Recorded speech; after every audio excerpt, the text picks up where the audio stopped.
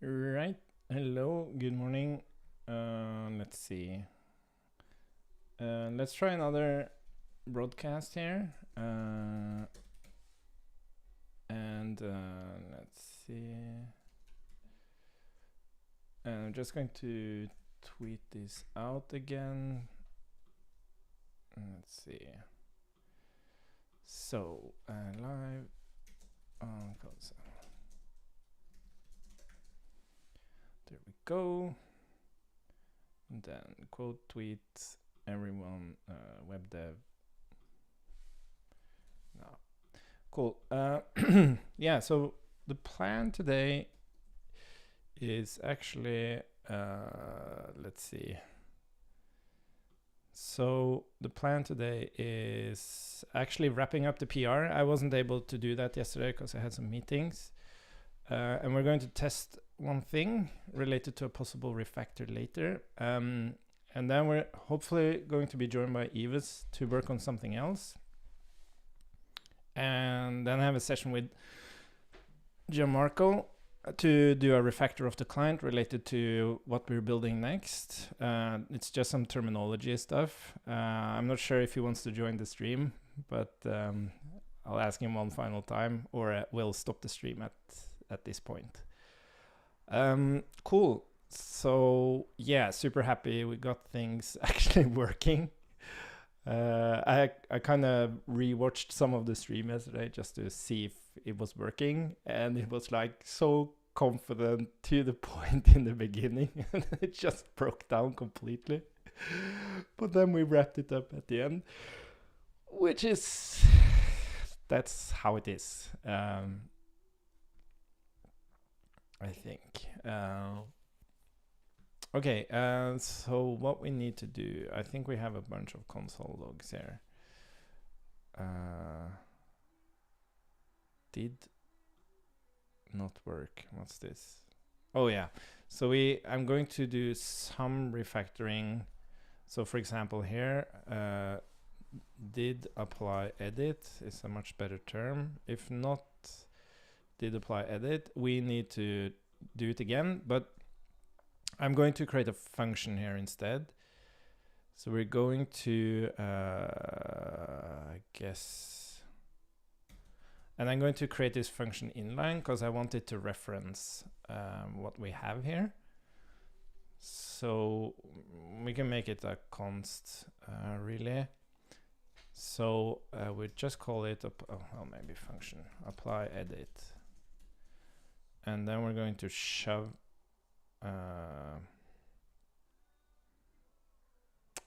this stuff, apply operation to model. Yeah, so we're, where's the edit? We need to move that down here. And then we're going to do this. What's it complaining about? It's just that it's not being... and then if not did apply edit, we're just going to apply it again. And then we're going to give it some tries. So this is a number. And we're just going to increase that. And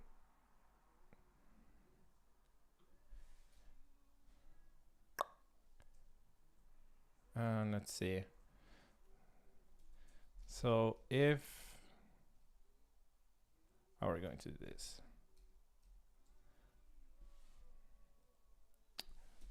Apply edit. So this is try current try count. That's a better term. So this is the first try. And that means we can delete all of this. Oh yeah, it needs to be async, of course. And then we're going to await applying that edit. Yeah, and we have to keep awaiting. That's important. Maybe we could make that a little bit... What the hell are you complaining about? to function. Okay, let's make it a const instead. There we go. Async. So one thing I'm a little bit concerned about here is that it's very, very important that we wait through the whole thing here. So I really want to make sure that we return here.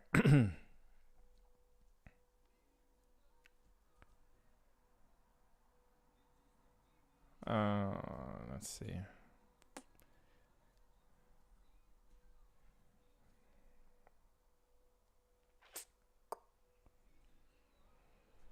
Okay, I think, yeah, we're going to do this. We're going to return. So if not did apply edit and current. Okay, so if not did apply edit and current try count is 5, should try 5 times. And then we'll throw a new error, not able to apply incoming operation. And this should definitely, oh yeah, we don't need this thing. What was that pop? There was a pop. Was it on Slack? Sometimes I get these pops. I don't know where it's coming from. Is it here? Oh, it's Discord. Okay. Let's remove this catch.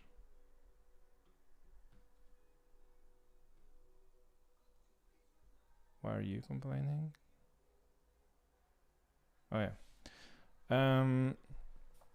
So did apply edit and current try equals 5. Let's see. Let's make that a constant. Max apply operation. Yeah, apply incoming operation max tries equals 5. So then we can also put that in the error. Throw new error. Not able to apply incoming operation after.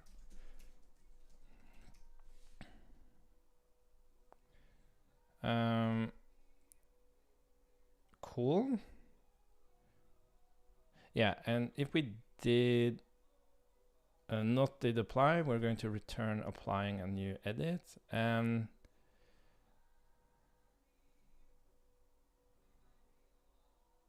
if everything's good, we're not going to return anything.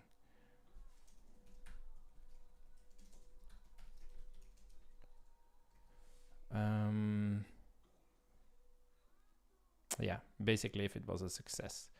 But one thing we're not doing here now, we're not actually catching an error here. So we're going to do that as well. So I think we can just add that to this thing. So we need to catch it, and then we're going to give proper error handling here. I think we have some, here we go. Let's remove the what the fuck. Yeah, maybe we can keep the error in there. Let's do this. And then we'll use the same here.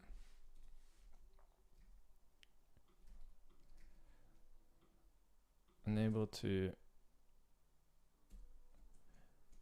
yeah, to apply incoming operation. Not sure why we have the client selections there, but okay. So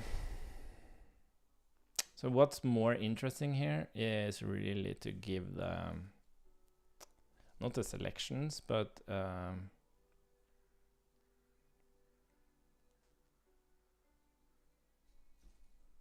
yeah, I don't think we should send any more than this. Okay, so now we actually try. Well, we should current try count is more than this. Cool.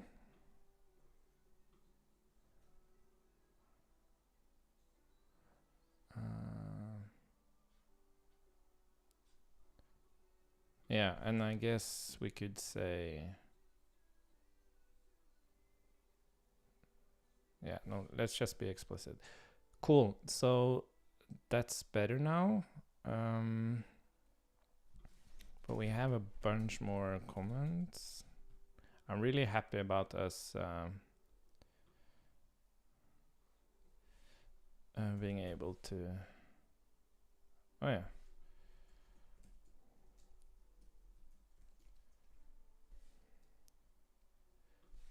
No reason to have this one.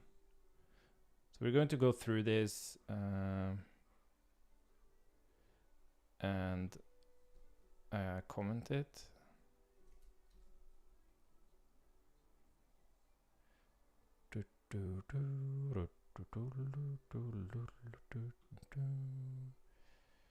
So we're not going to really catch down here. Wow, this is so much better now. And I'm glad we went through the process change event stuff. And we even cleaned up that a little bit. Okay, so I think we should just review this. First of all, we should probably see if it still works. And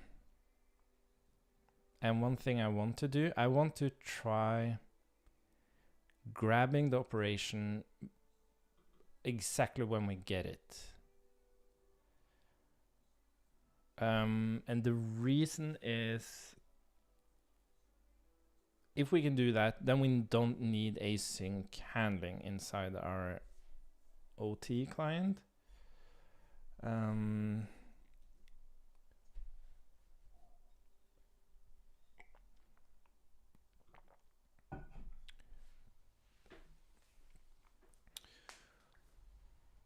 Yeah, because what's happening now is like we're kind of delaying applying that, but now we kind of fixed this. So I think this should work. So I'm going to try this now. Well, first let's see if it still works. Get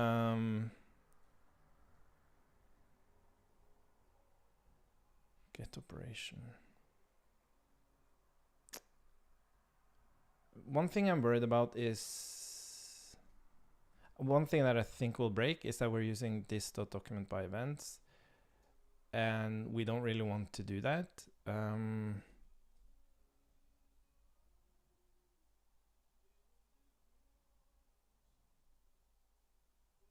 Yeah, but that's something to try. Let's see. Let's build it.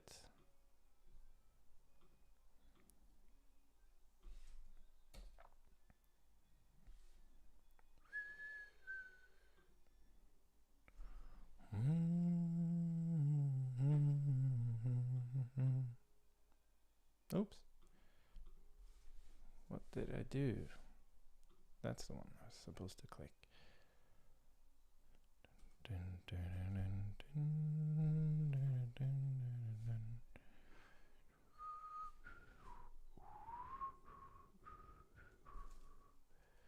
Yeah, it's so weird that it suddenly isn't able to fetch the. Kind of annoying. Oh, maybe I could just try refreshing it. I'll try that next time.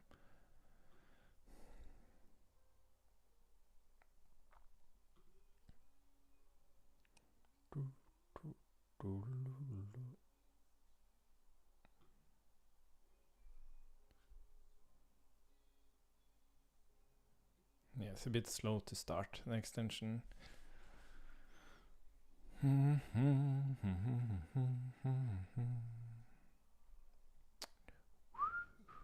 we go.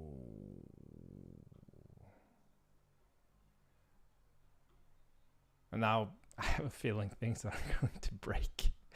It's so typical. Like finishing up, thinking it works, and then you're just going to wrap it up the next day, and then suddenly it stops working.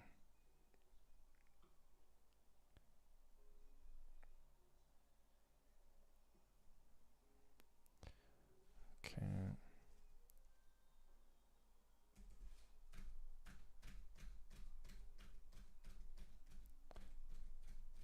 It's super solid. This is amazing. Okay, great. So now let's try to move this. Yeah, and we're also going to say, so we're saying grab the operation immediately, and just to fake it, we're going to say picture doc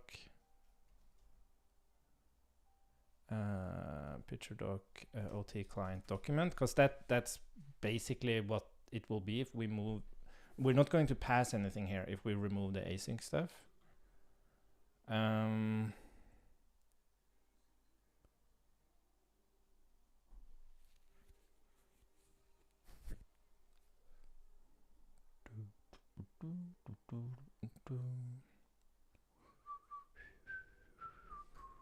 we don't need this.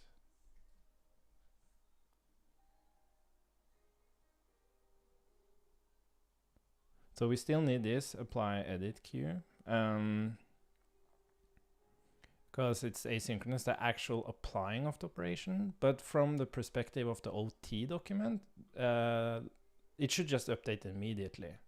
You shouldn't wait for anything. It's more the client's responsibility to make sure that it's able to adjust the OT document so that it fits with the editor.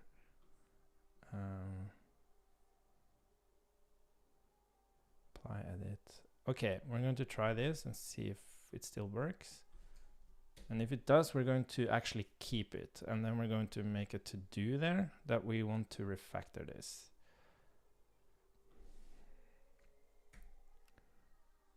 It might horribly break though.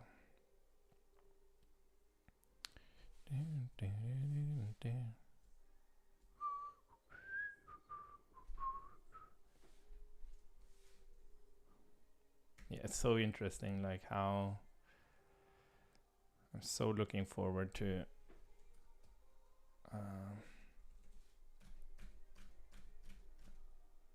no, there it started breaking.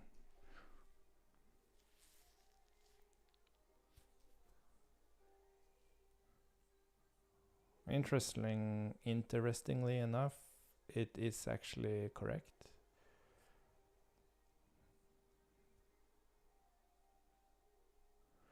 Okay. I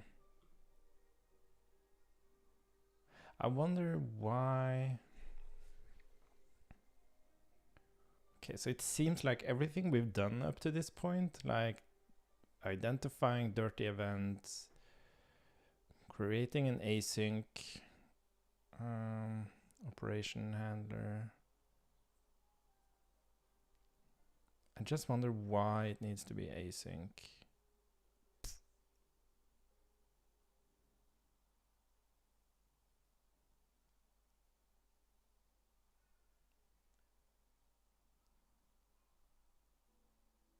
So what we're basically doing here, we are waiting to apply the we're waiting to apply the operation to, like, we're basically creating latency, fake simulated latency inside the OT client. So when we call get operation is when the operation is actually applied to the internal OT document. But that's what I don't quite understand here, because you should reliably be able to insert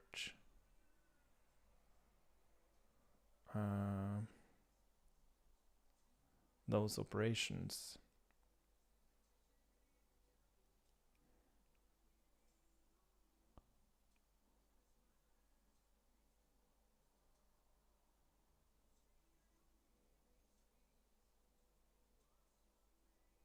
Wait a minute. Oh, wait a minute. I know what's wrong.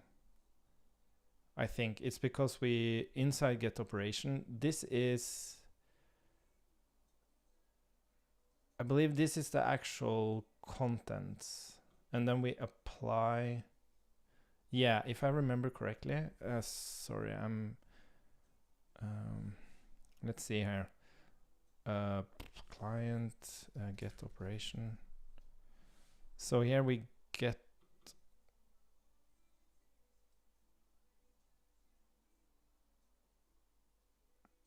Oh yeah, of course, it's not transformed yet. So this is what's failing. Like it's we're saying that this content is the current document, but it hasn't been applied yet. So yeah, so this should actually work. How would I fake this? Yeah, yeah. How would I fake this? I can't really fake it. Okay, so we're not going to do anything about this now, but I feel very confident that we can remove the async logic. So let's just put this back as it was, and then I'm going to create a task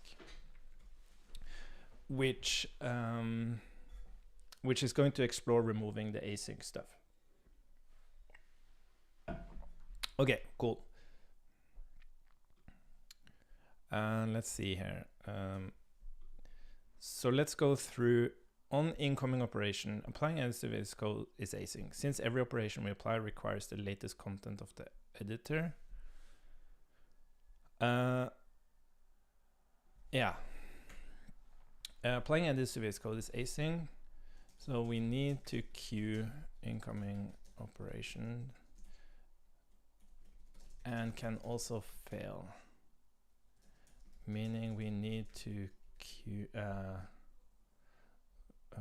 fail and require a retry. To make sure operations are handled one after the other, to make sure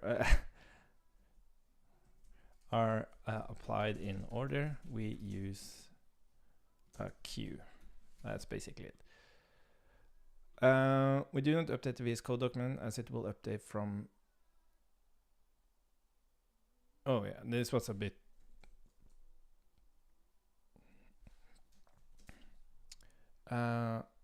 The operation might be the FS event, but VS Code has its own file watcher.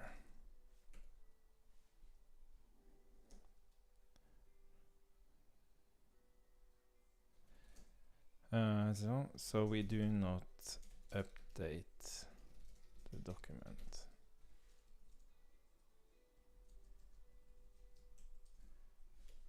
There, oh god damn it, I hate when this happens. That would be nice if Prettier was able to actually deal with this, like move comments like this.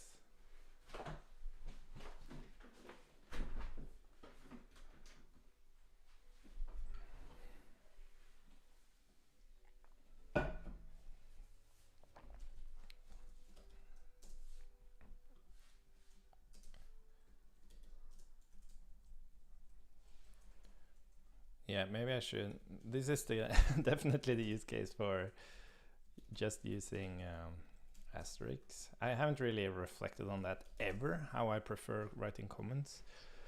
Okay, the operation might be the source of an FS event, but VS Code has its own file watcher.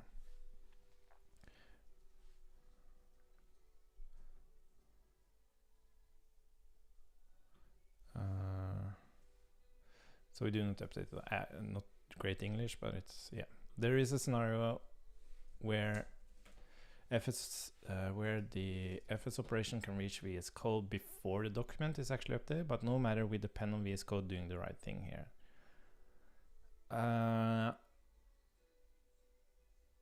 There is an edge case here where a user change is made immediately after the FS operation, which can only happen on dirty files. This operation will be applied to VS Code before its FS watcher has updated the doc, but our recovery logic hopefully fixes this. Yeah, so this is like an extreme edge case.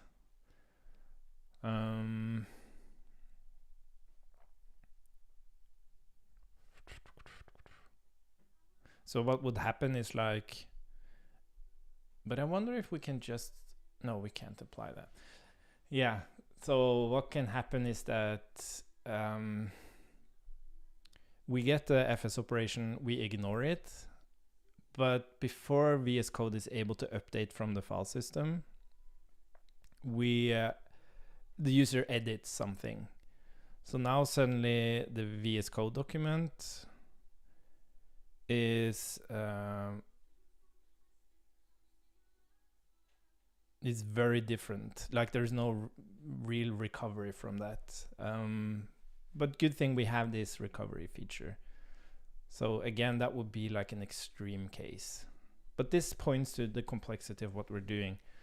Like VS Code has this file watcher and updates the file automatically. While we would really want to control that, but we can't.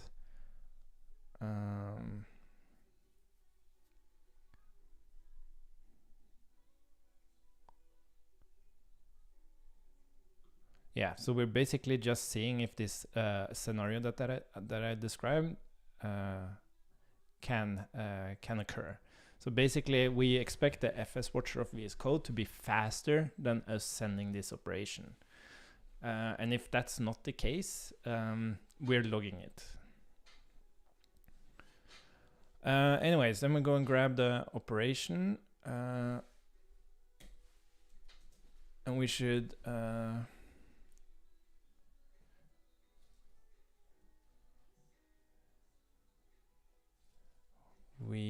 apply the operation.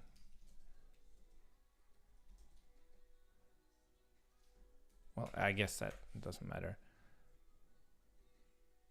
Document by events. Maybe there's a better term for this. It's like, it's our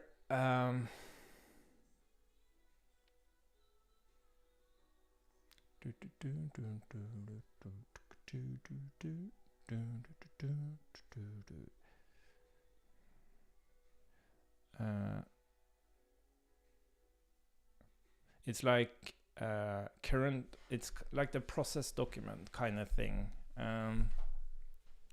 Yeah, document by events, that's a weird term.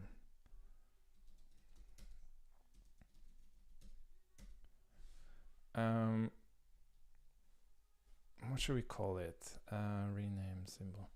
So it's like it's the document. So it's not the VS Code document, it's the actual it's the process document. But that's also horribly generic.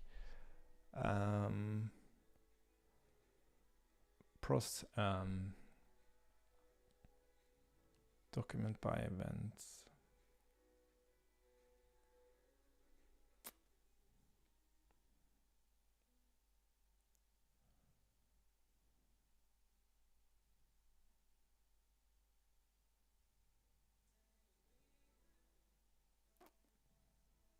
We could also call it like it's what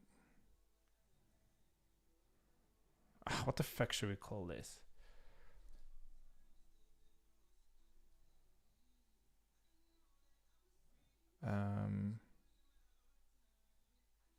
What the fuck should we call this? Document by not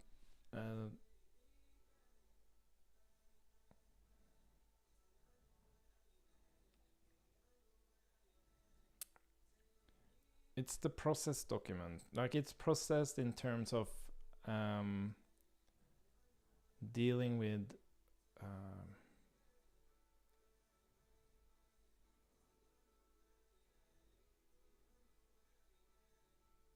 I don't have a good term for this.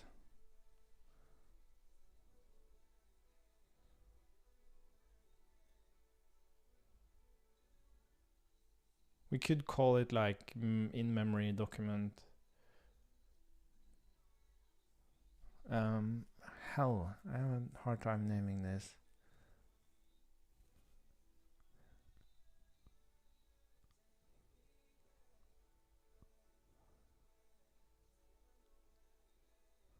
Well, we could call it like it's also it has this concept of eventual consistency. So we could even call it like the pending. It's a pending document. It has a property of not being processed yet.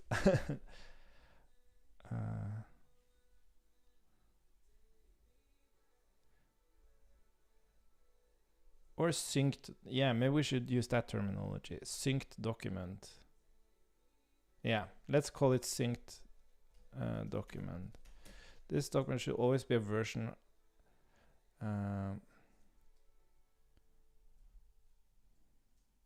This document syncs. Well, it doesn't sync. Like it's. Fuck, what should we call it? What does it actually do? What do we use that document for?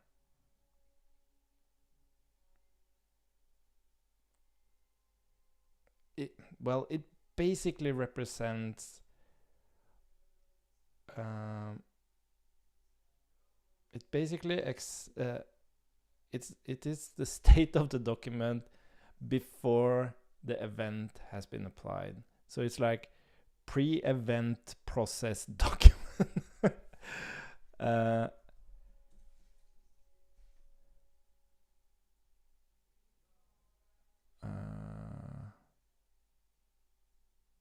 What the hell?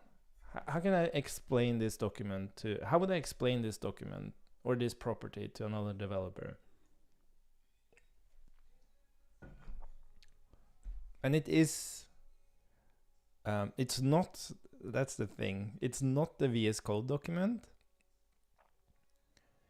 It's the document before. So when we get an event, we apply that event manually to this document.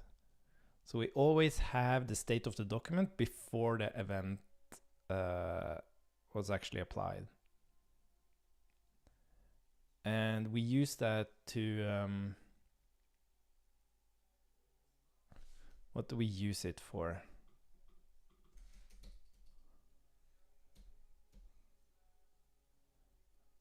Process.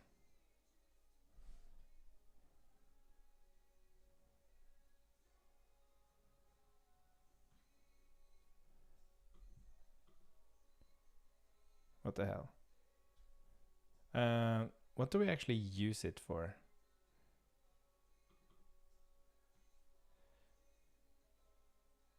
Yeah. So we use it to figure out, to traverse back in history. So when we want to identify incoming, yeah, we need to know. We need to know how the document looked like before we apply the event to figure out if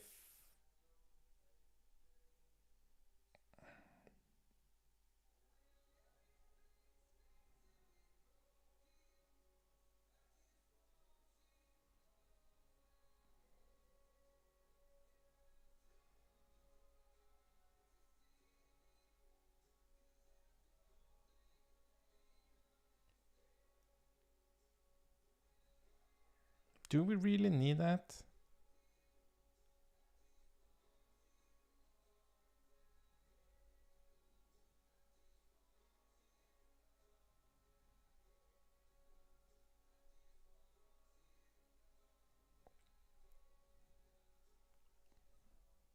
We use that to identify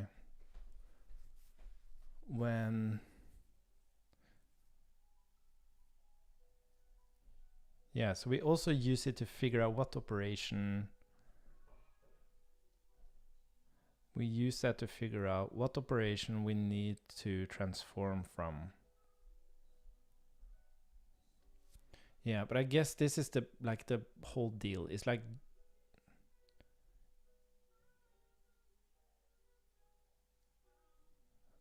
does this ever become anything else than 0?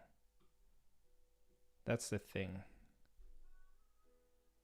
I cannot imagine that actually becoming anything else than 0, because then we would be out of order.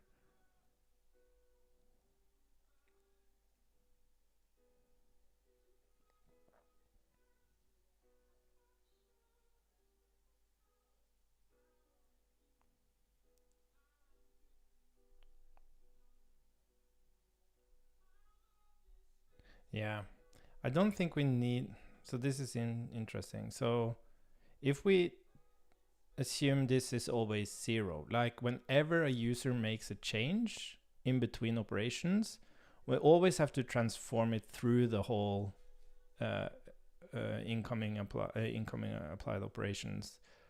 So that would mean we don't really need this.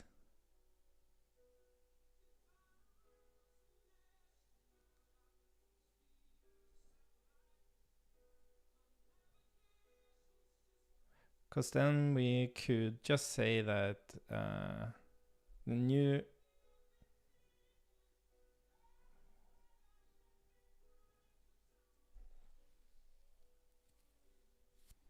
we should do, that was my bad.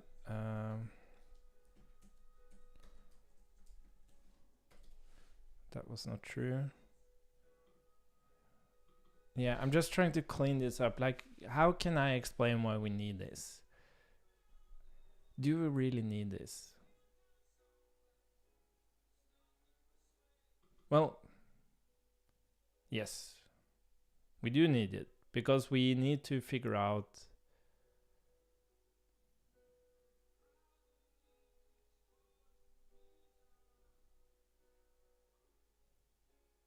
yeah, exactly. We do need, that's why we need it. We need a version. So here, yeah, exactly. So the reason is that we need to convert a change event to an operation. And to do that, we have to pass in what was the previous version of this code. But we can't rely on the OT document, because that might have a bunch of new incoming operations applied to it. So we need this to be the actual last version of. So that's basically what it is. It's the, where the hell did it go? It's basically the previous version of the document.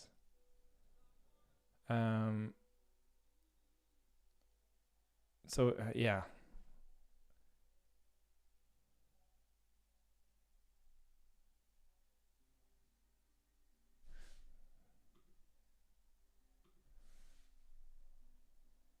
So it's kind of, it's not the current document. It's like, it's the document before the event has been applied.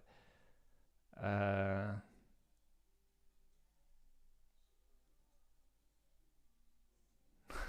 the fuck?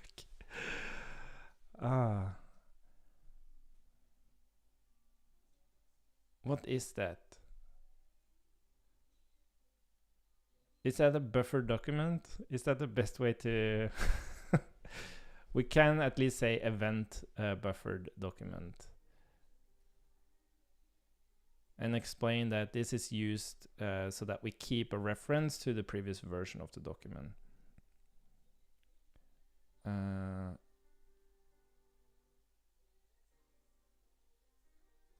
Event buffered document. Well, it's so...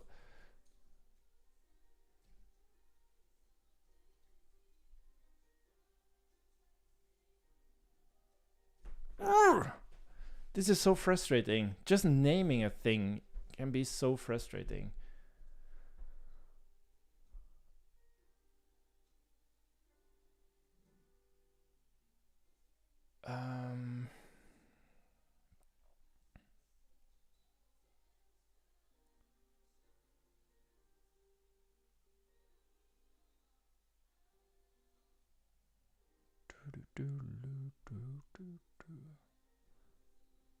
We could also just call it prev document. But it's not really true. It's not always the prev document. Sometimes it is the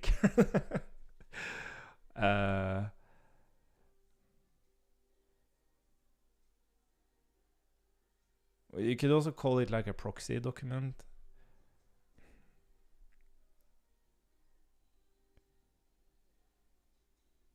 Or we could call it a buffer document.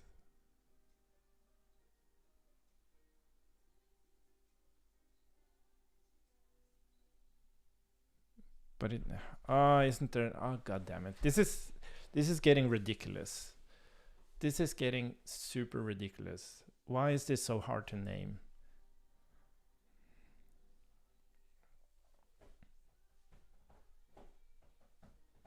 I guess it's, should we name it by what it's used for or what it is?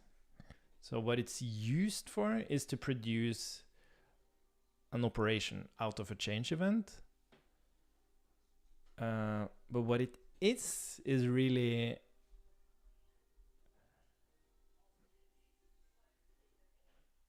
it's a synced document.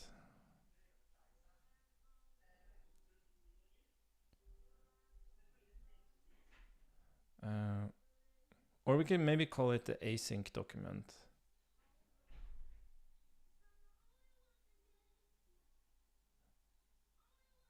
Because that really points to what it handles.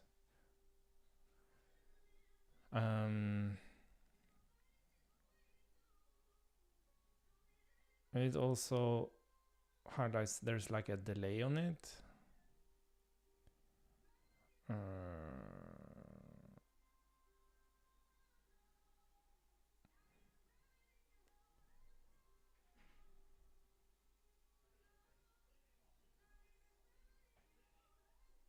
Or we can just call it sync document. It's the document to sync with. It's not a synced document, it's just a sync sync document. Because that's what it is. We use it to synchronize it with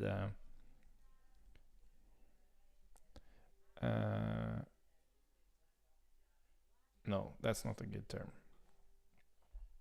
Arr!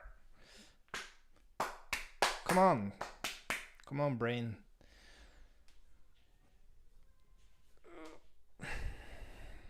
Or I can just give it a cryptic name like buffer document, and then people don't understand what it is by looking at the property, but I can just give a good explanation for it. Because that also explains it. It's like a document being built up by events in this case.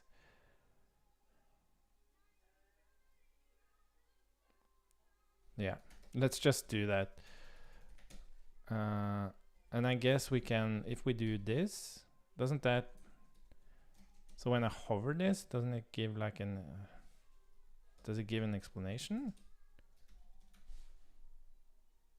Yeah, exactly. Yeah, why don't I do this more? Yeah, anyways,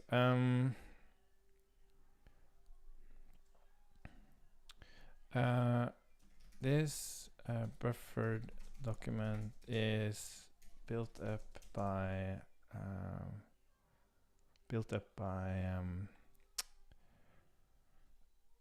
events from VS Code, allowing us to reference the previous version of the document when new events occur. This is needed to produce operations, and we also need it. That's the question. Do we actually need it for this other stuff? Let's look at that again.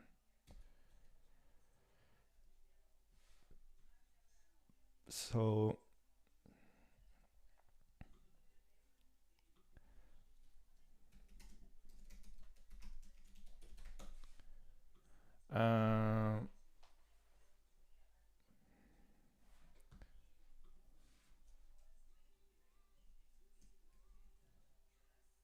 I think we should do this, and then we should do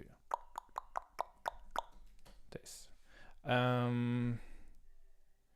Yeah, so here we actually say that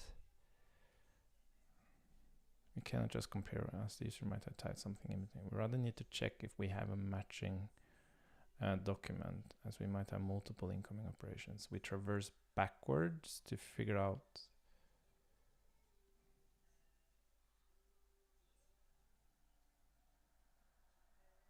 We traverse backwards? We don't.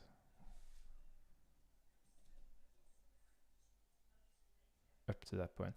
So this is the thing, like, can you ever... I can't imagine, like, we can't, so the thing is, we can't apply a new operation until the previous one was handled. So it's impossible that this document is updated with any more operations than the first one. So I think this is not necessary at all. We should try changing this. So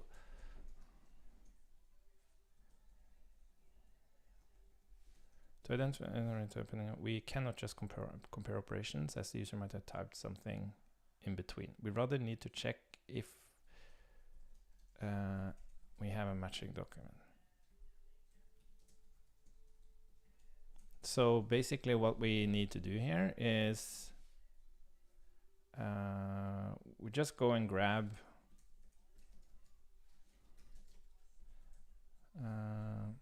zero. So this would be current incoming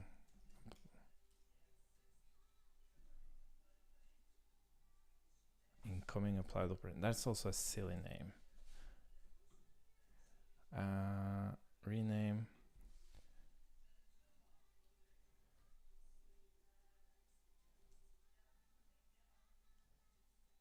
Pending incoming operations. That's what it is. For us to be able to identify if it's related to an operation being applied from picture, we have to keep a reference to the operation. Yeah, this is wrong now. So it allows us on the... Yeah, I have to rewrite this. For us to be able to identify if a document edit is related to an operation being applied from picture, we have to keep a reference to the operation. The operation can be transformed related to in between edits of the user while the operation is being applied. Why don't I just... Yeah, I want to be consistent on this now. Why do I have multiple? I guess this is... Let's just do this.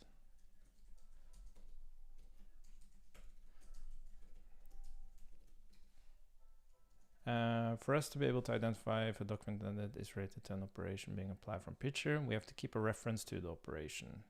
The operation can be transformed related to in between edits of the user while the operation is being applied.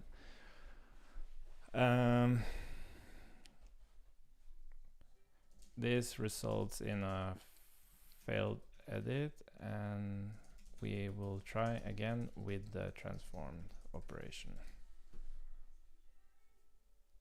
Cool. That's it. Oh, this is interesting because, yeah, I guess this can never really fail because this is before.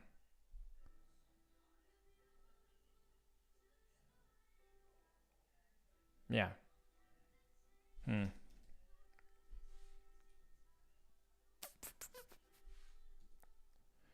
Okay.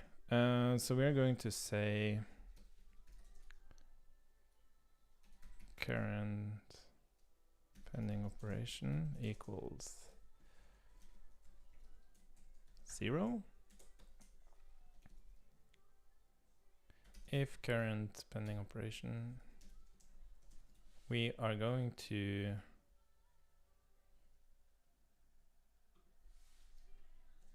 and if current pending operation and this.buffer document equals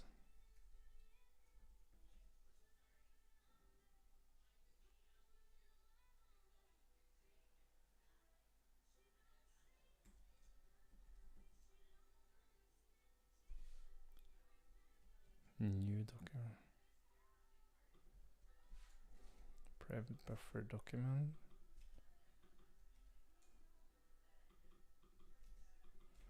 So if we have a current pending operation and this buffered document equals the current pending operation, which might have been transformed, and then we shift it.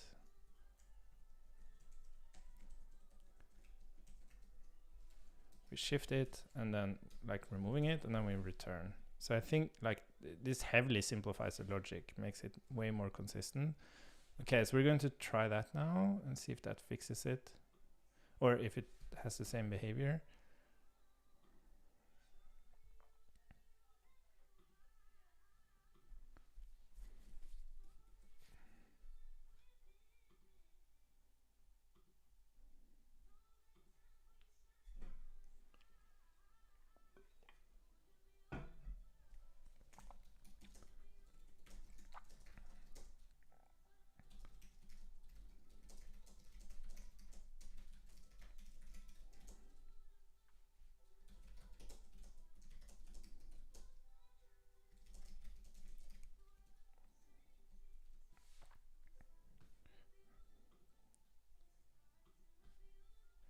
Let's see. Did we get it? Yeah.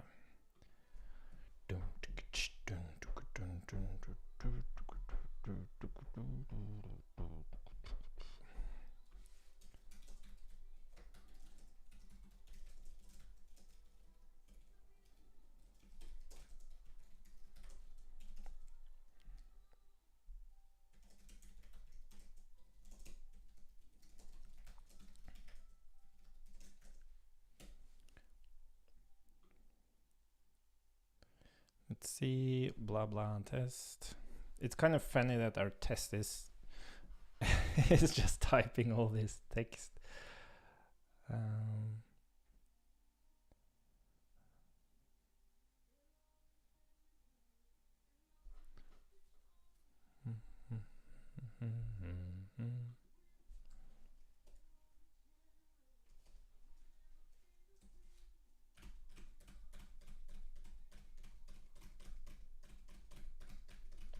Yeah. So that. Oh. No, it actually failed. It actually failed. But it doesn't actually have. It is consistent. Like it actually has the same contents, and I didn't actually feel it like breaking in any way. And it's still operating as it should.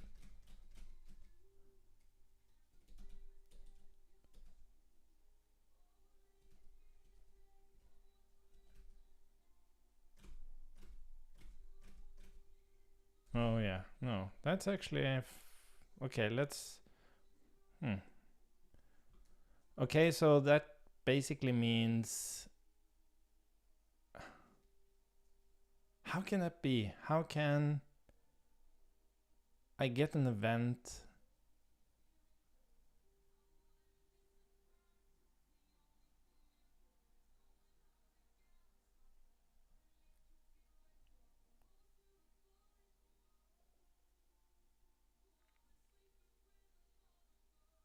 I don't understand how that's possible.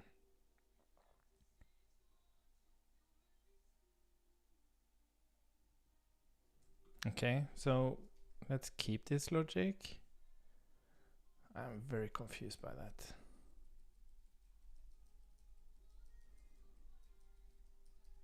Or do we still have an issue? God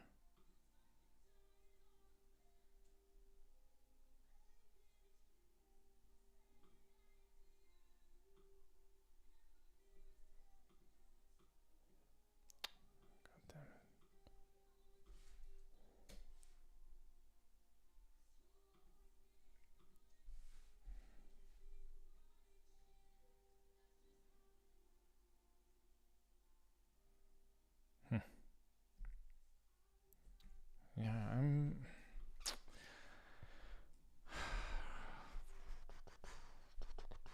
Why did that fail?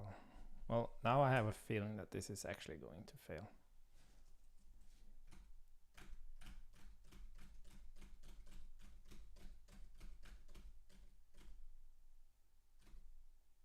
Oh, you see that?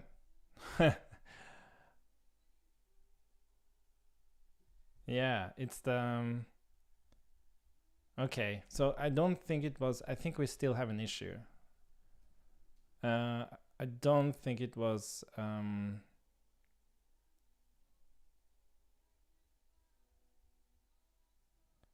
I think it was just failing a lot, applying the thing. God damn it.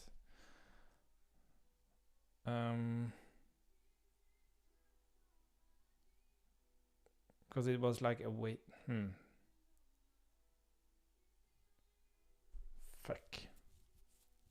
I thought this was... ah, god damn it. And I didn't commit.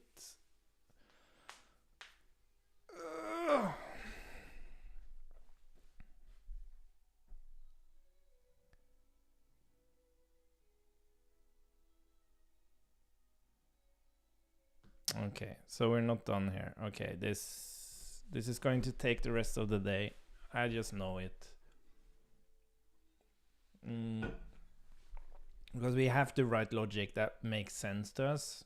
Like, we can't just write something and then we don't know why it works. We cannot just compare, as user might have typed something in between. We need to check if we have a matching document.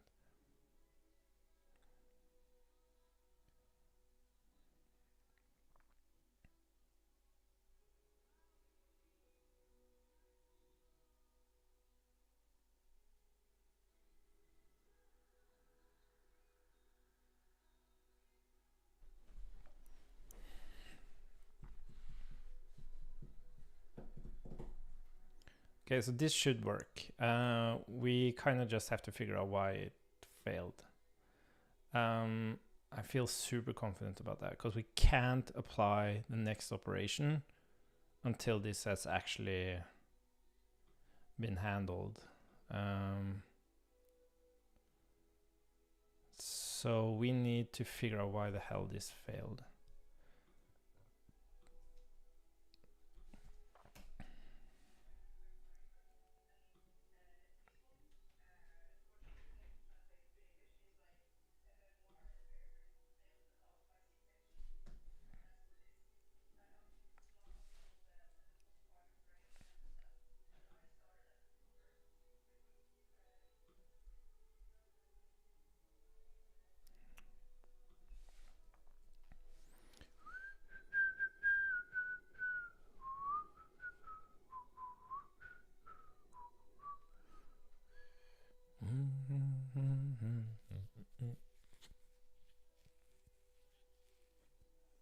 Ah, it's so slow today. What's happening? What's happening?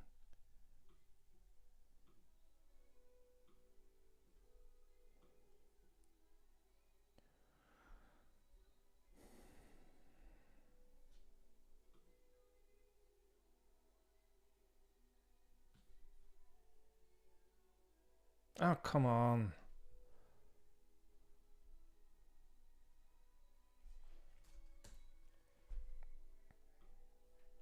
Oh, God damn it.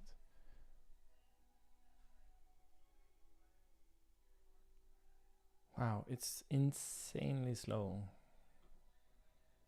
That's weird.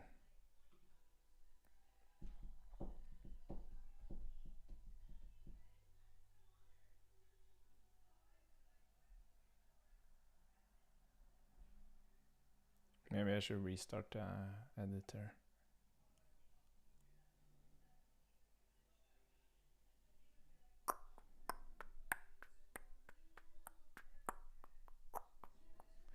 CodeSandbox.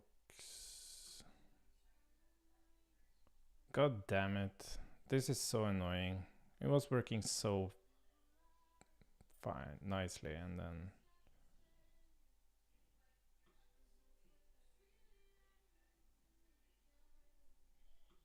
wow, it's just crazy slow. a whole extension. There we go. Cool.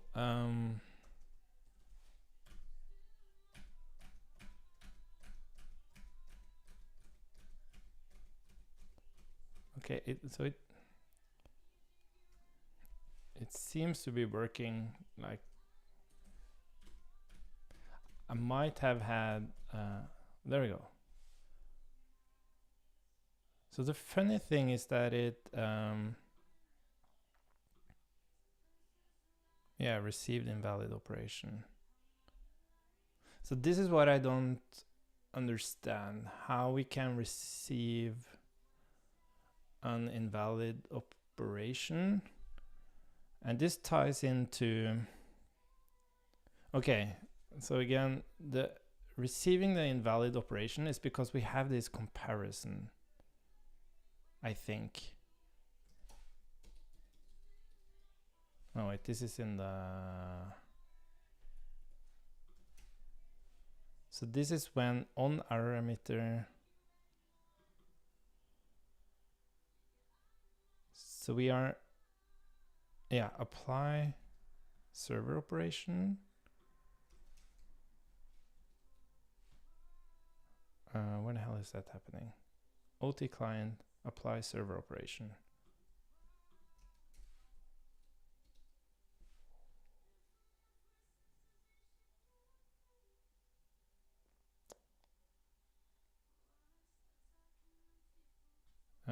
And we have the, is this, we're awaiting that thing. And then we return promise. This is a little bit tricky. Okay, so we're actually getting an error.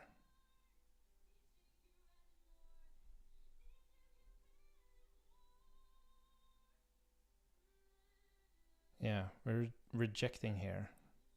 So I think this basically happens here.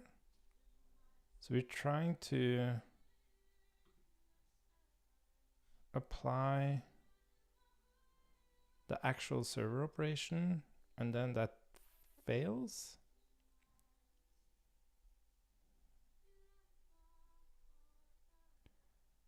And then it tries to resync and everything, and then it seems to pick up again. But why do we even get this error? We shouldn't have that error. And I wonder if it's because of this.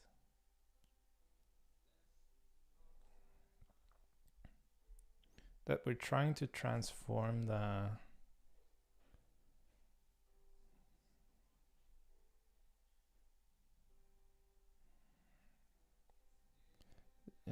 operation space length. But that's like, so if we transform the server operation, is that the transform? Oh, it's the apply. Okay. So where were we? Apply server. So there's an apply. So it seems to be this one actually.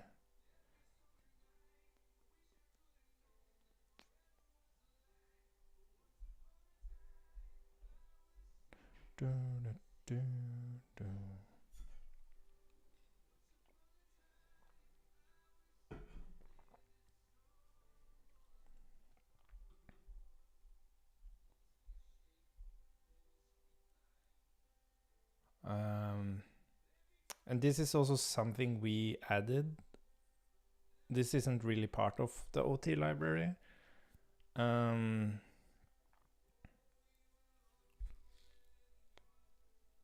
It seems to me that this isn't updated for some reason.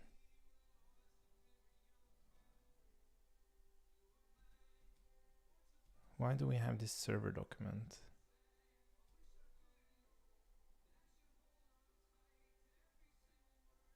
Because, yeah, because this isn't a document. Or what do we... Yeah, so we had document and server document. Okay, this is it. I'm going to copy this and I'm going to put it into, so this is a bigger, this just became a bigger refactor now. We're going to copy this and we're going to put it into, well, first we're going to just put it in here. And then we're going to, no, wait, it needs to be put into picture client. And then we're just going to explore that.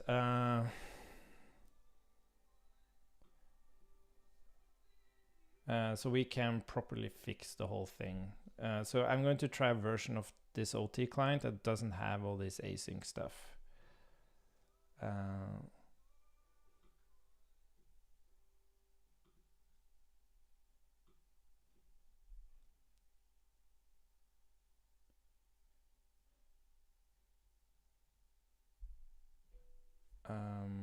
Yeah, just reflecting on what I was supposed to do today. Yeah, no. Okay, we have to do this. We have to do this. So I'm going to, did I have another window? And development, CodeSandbox applications, that would be here. Oh, we have it here. And we're going to here, we're going to create a new file called OT, hello? OT client. We're going to shove this in there and we're going to grab this from CodeSandbox picture common,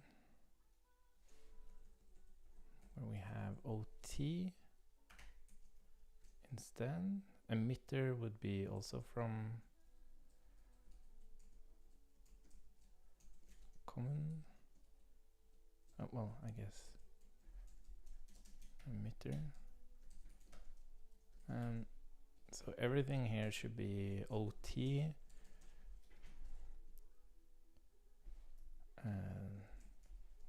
OT.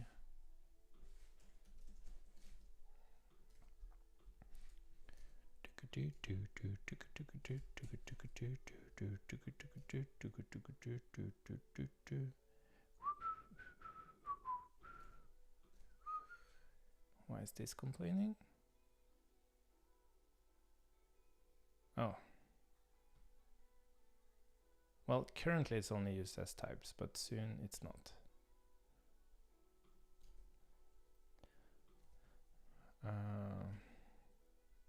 But this is interesting. Yeah, whatever.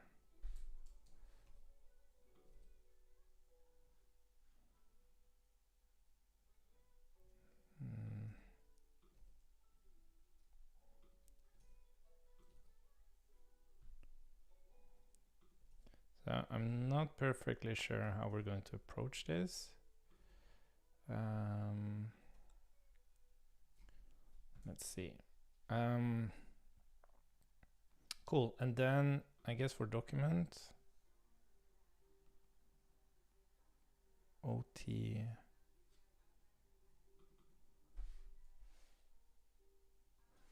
That's fine, but do we have new OT.client? Okay, so we're going to say import client from OT client. Was it called client? Yeah. As OT client. And then we're going to create a new one of those instead.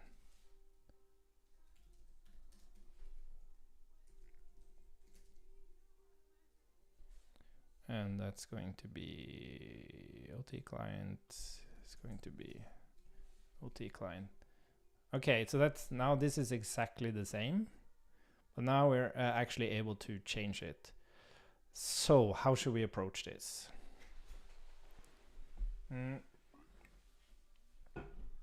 One thing I would like to do here is to remove everything async, because I don't think it's necessary.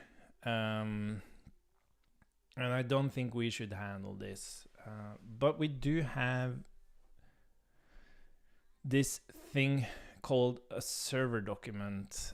And I wonder what the purpose of that server document is. I have a feeling we don't really need it. So we're going to do a change here where I'm just going to remove a bunch of stuff. All the async stuff.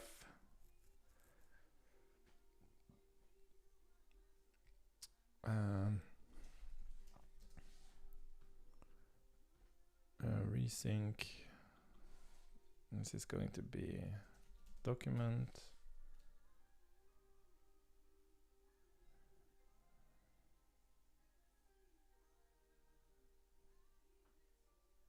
Yeah, so I think server document in this case is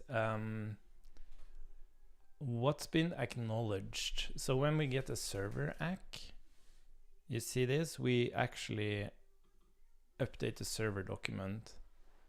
And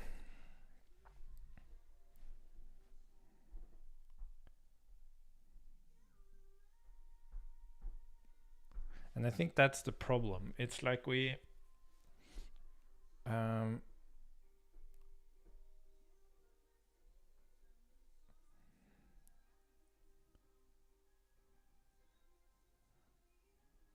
unsuccessful passing to the server, any queued operations will now be sent. The on operation event is emitted when there are no more pending operations. Yeah, so in this case, we already have, yeah, exactly. So this is, I think it's just a bug. Like when we do apply server operation, this should be applied to the document. It shouldn't be applied to the server because, oh yeah, so we update the document later. Okay, yeah, but I feel a bit more confident about this now. We're just going to remove all the server document stuff, and we're going to remove the async stuff. We're going to try that. I really want to see how it operates. So I guess we can just say, oops. We can say this.document. But this recovery stuff is amazing. Apply client operation. Blah, blah, blah. Great stuff. Yeah, so this is handling if that errors for some reason. And then we have apply server operation. So this is where we're going to change things. We are going to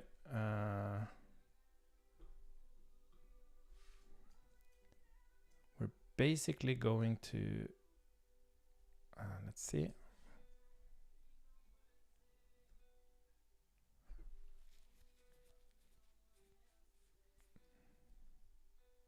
Yeah. This is wrong. Like this, yeah. I'm feeling more confident. So we're going to transform that operation. We're going to remove this. And then it checks if it's not, and we shouldn't need to do that. This should just work.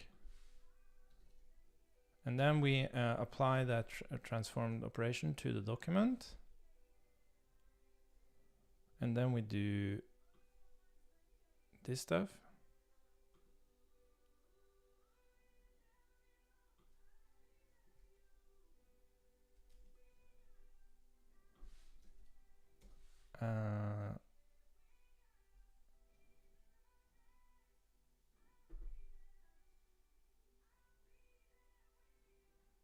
Yeah, so this was in case we did this, I guess.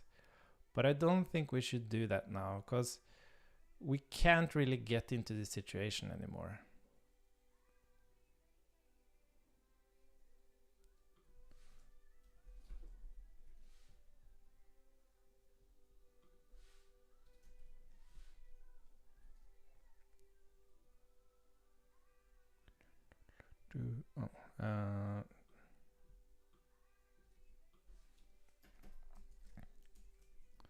Let's do this, and then we're going to So it doesn't need to be a promise anymore.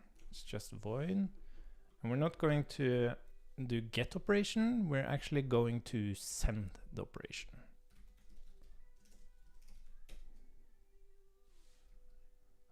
So incoming operation emitter now does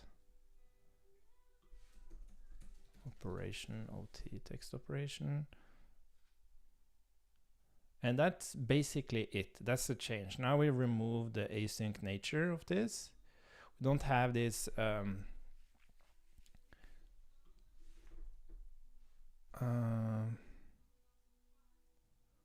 why is this wrong? Oh yeah, it's not a promise anymore.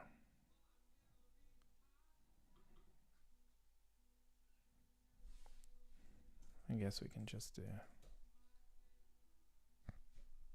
Yeah. Yes. So now it's not async anymore. So I just want to see how this operates.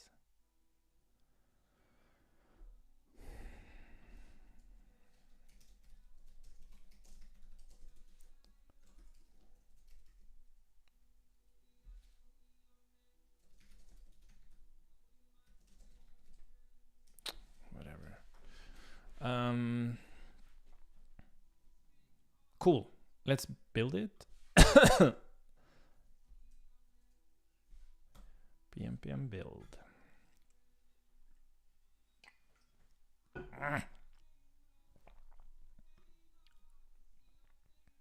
Oh yeah.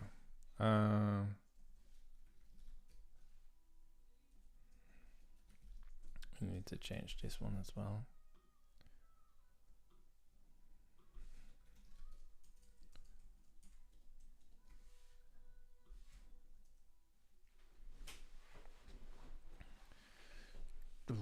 What the fuck?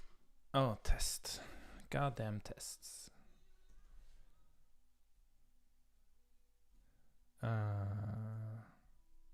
Well, now we don't need to do this.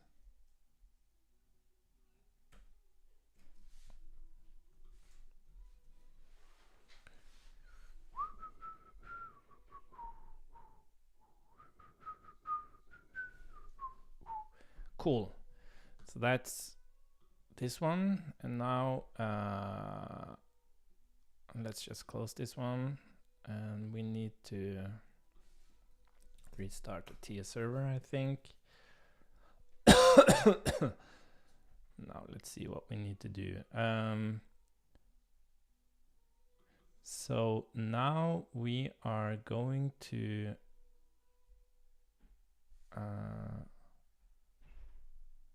we don't need to do this. Let's just comment that out. And this should just be operation.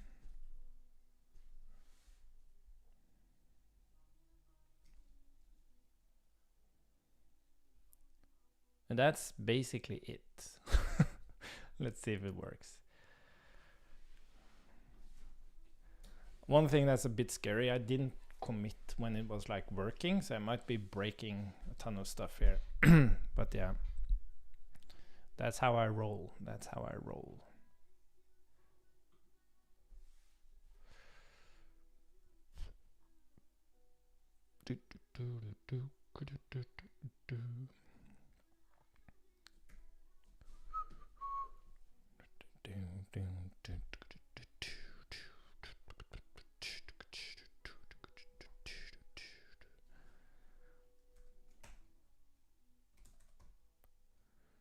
Okay, so I can get incoming. Can I send? And I can send. So now let's see what happened.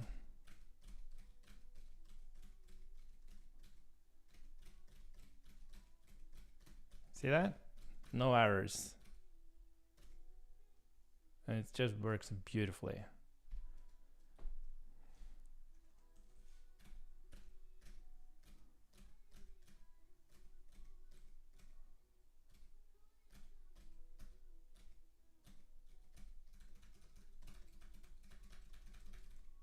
Oh! God damn it. It broke. Well, it is really solid, but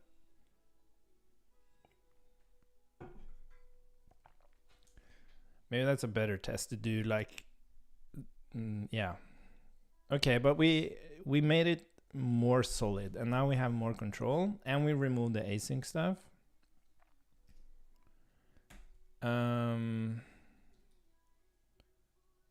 Yeah, this completely broke. Now it doesn't update on the other side. Well, it might actually. No, that shouldn't matter. Oh. That really broke.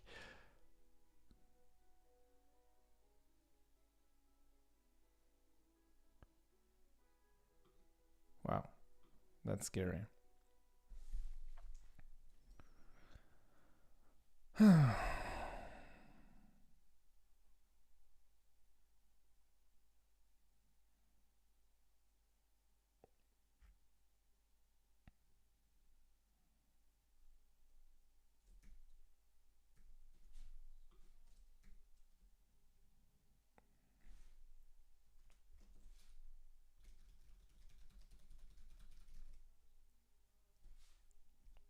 Both operations. So where is this coming from? Both operations.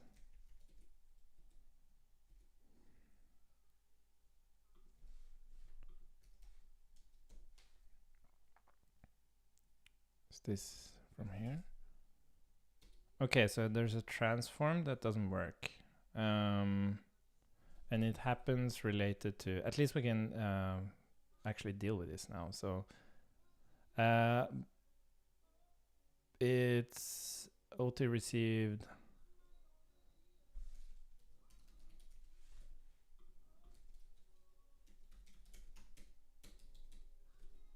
Where was that? Wasn't that in the client? No, it was in the. Was it here? Yeah, exactly. So apply server operation failed, and it failed during the transformation.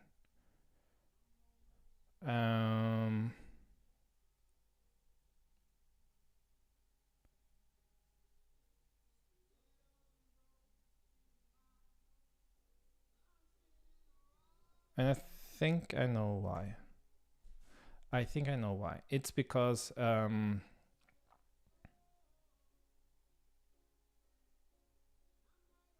no, do I know why?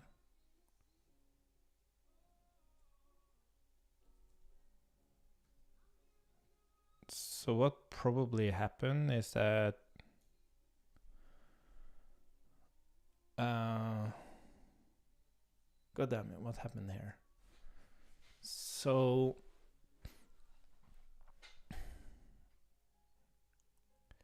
it was probably not able to transform the server operation.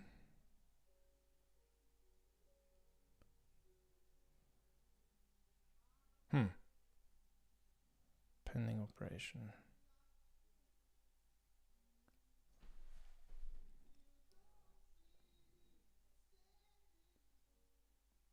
How is that possible?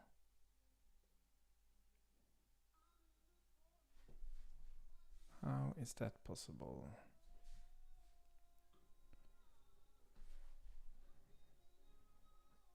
Both operations have to have the same base length. So annoying that it's so hard to reproduce it.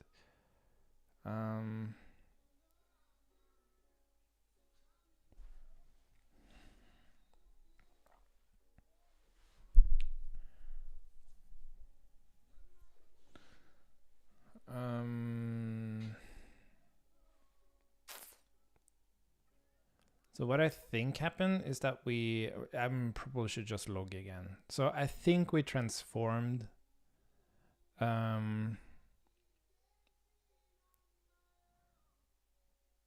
we applied a new operation.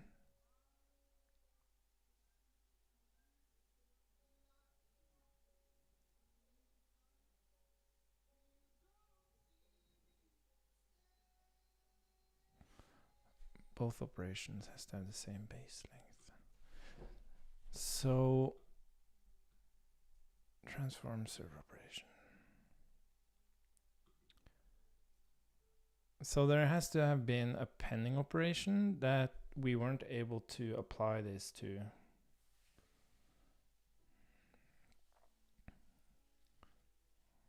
Or a queued operation, but that doesn't matter. Like we had, so there was an user typed operation that was now pending. And then we had an incoming operation where we weren't able to transform.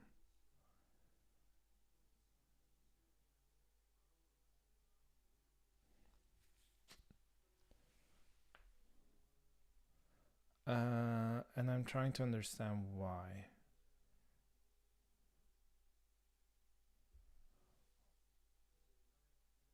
What we can do though, we can do a try catch around this now. And we can take a look at what's happening. Try catch. So we could include like this stuff again to kind of fix it, but I want to know what the hell is happening. What the fuck? And we need the error. We need the operation. We need this dot pending operation and any queued.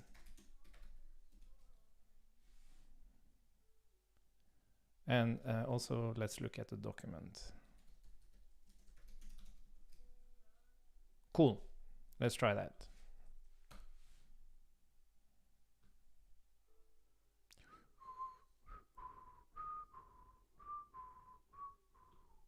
I'm not sure if I also need to build this, but let's do it just to be sure. Oh, I'm getting hungry. I didn't eat that much breakfast today.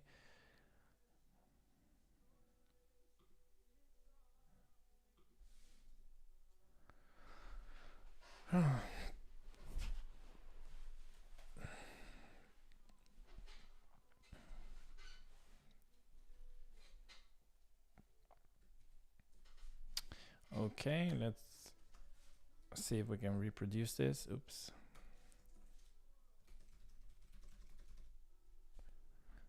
Okay, so we have the error. This is the document. And the operation we got in has a base length of 27. And the pending one has 26. Okay, so that's a problem. They need to have the same base length. And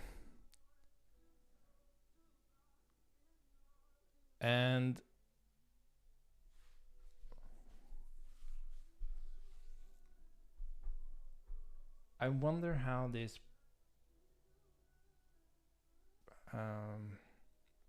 I want to look at the original code for this because I'm not sure what's been changed. OT. I can't remember the name. Was it OTJS or something? Yeah, OTJS. Lib. Client. Apply server.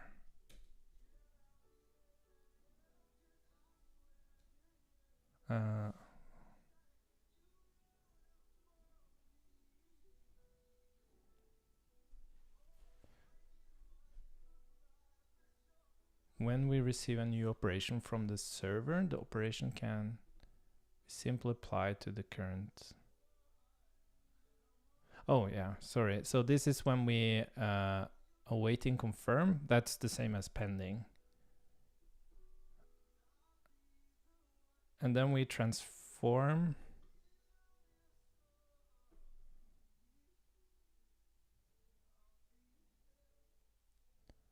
Then we transform the outstanding one with the operation.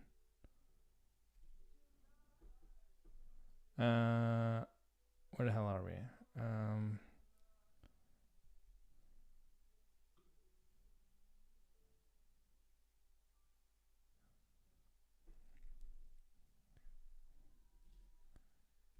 So then we transform this pending operation with the, and then we say client apply operation.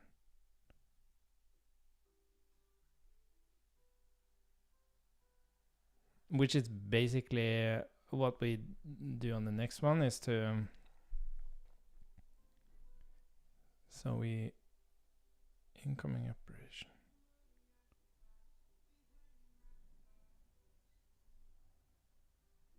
Yeah, so we are,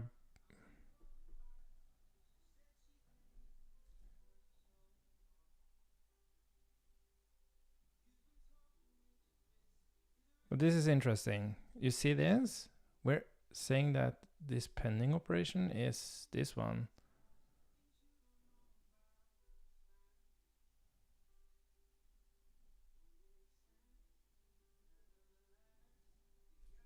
But that doesn't happen here. Oh, sorry. Yeah, sorry. We're returning a new awaiting confirm with pair 0. Which is the outstanding one. Okay, cool. So we are doing the same thing here. Cool. The question is, why does it fail? What is the full state of this thing?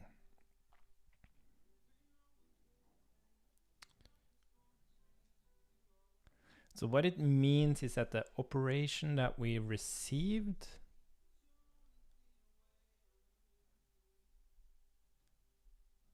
has a larger base length than the pending one. So does that mean when we apply client? Oh, where's that? Oh, sorry, where's the OT? Where are we? Oh, apply client operation.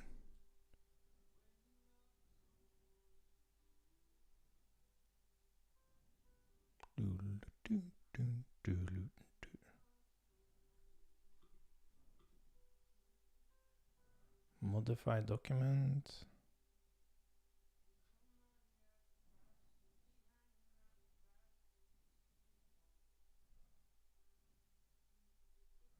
And the client operation. Yeah, I'm just wondering. Oh, wait a minute. Modify document. I have a feeling this might cause some issues. Where are we calling this?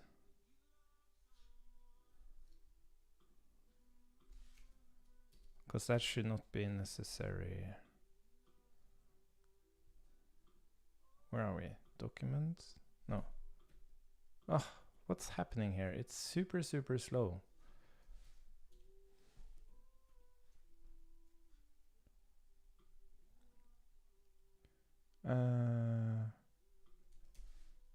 Apply client operation. I guess this is happening here. Yeah.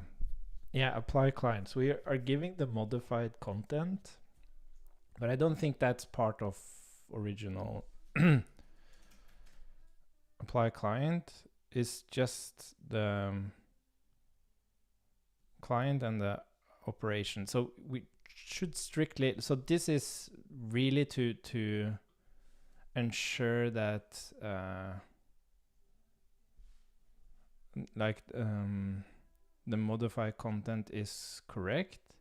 But we can try this. We can check if this really happens, because like this is just happening under the hood. Well, we do have invalid operation emitter. Did that? No, because the first thing that failed here was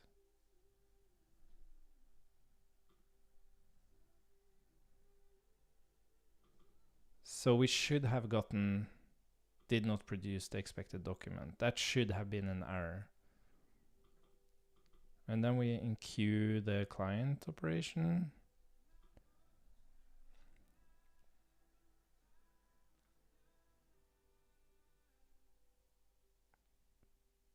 Where the hell do we add it?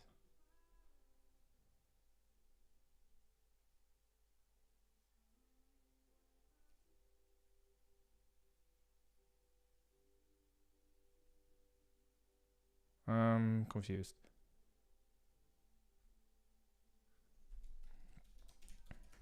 Apply client operation, and then we say enqueue the client operation.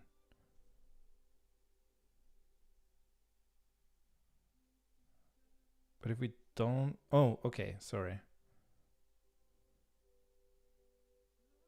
Yeah, of course. And then, yeah, so if we already have a queued operation, we compose it. Or we, if we don't, if we don't have a pending operation, we say,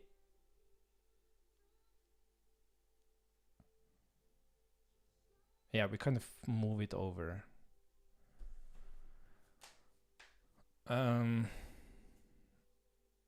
Could something happen here?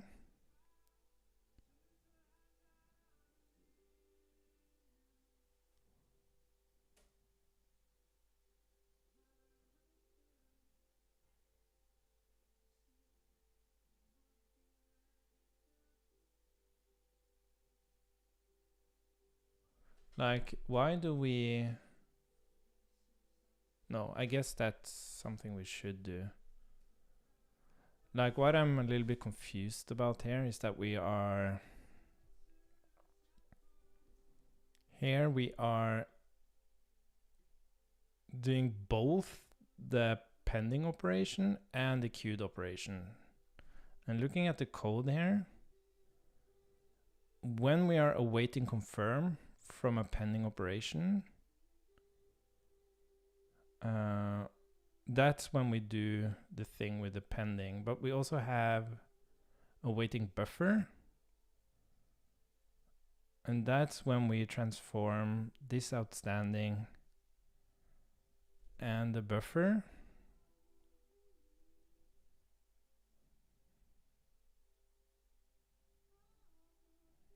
incoming operation. So here we pass in this dot buffer, yeah, this queued operation, and then we pass in the incoming operation, which has now become pair 1, yeah, and then, yeah, awaiting with buffer, and now we're applying pair 2 1. Yeah, which is perfectly fine. But we're not really there. We're actually up here. We just have this single operation.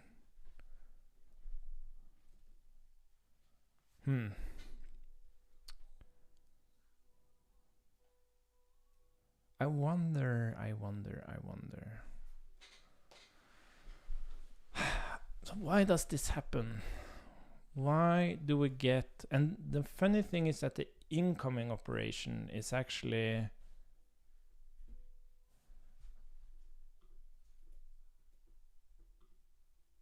What the hell is happening here? What the hell? I think I need to refresh this whole thing. Like, why do I have... Yeah, I think it's pretty broken. Let's see, I'm going to close down VS Code because it's just completely weird. VS Code.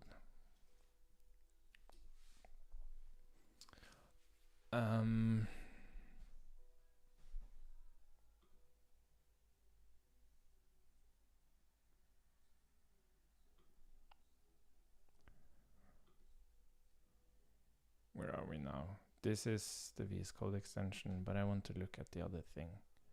There we are. Okay, so... Oh shit, it's so slow. What's happening here? So what I also wonder is when we get this server acknowledgement,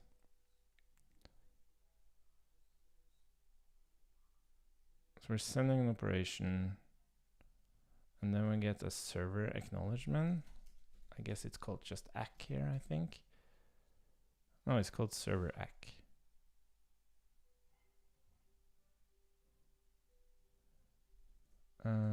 Yeah, and then we get a server ACK on awaiting confirm.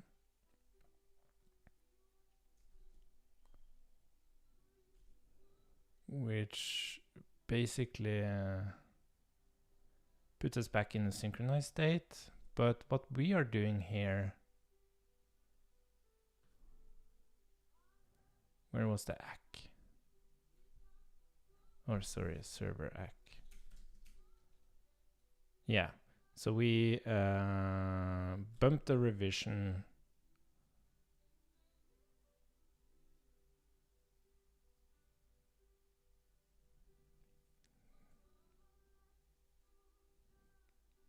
Yeah. It all looks good. It all looks good.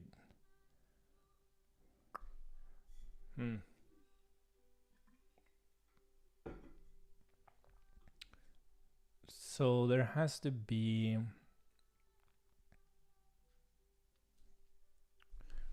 How are we going to figure out what's happening here? So I got an incoming operation that had more text than this document. And how could that happen?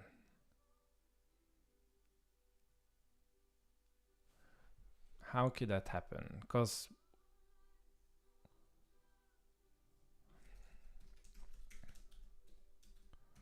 whenever we apply the server operation, we transform.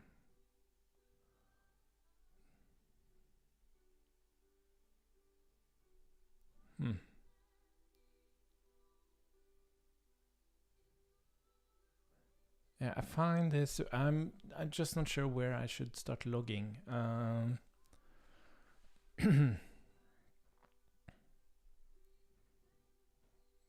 Because here it has already failed.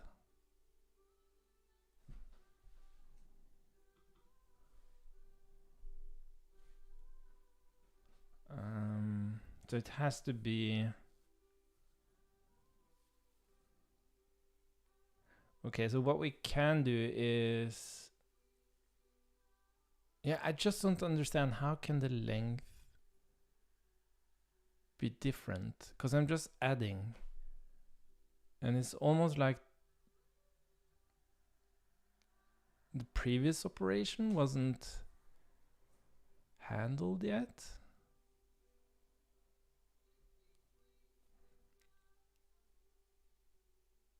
But that can't be. Like, I'm going to try to see if I can reproduce it faster so we don't have so much text. Because that makes it easier to reason about what's happening. Let's just build and run. Yeah,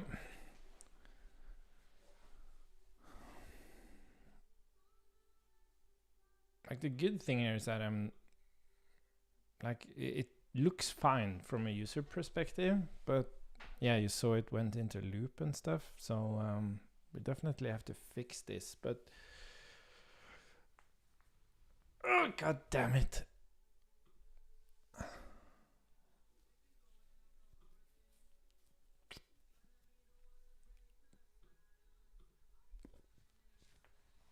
How can the length be more? It's almost like it... Yeah, but what we can do quite a bit of logging. We can... So the problem here is incoming operations, really. And it could be like, if I apply...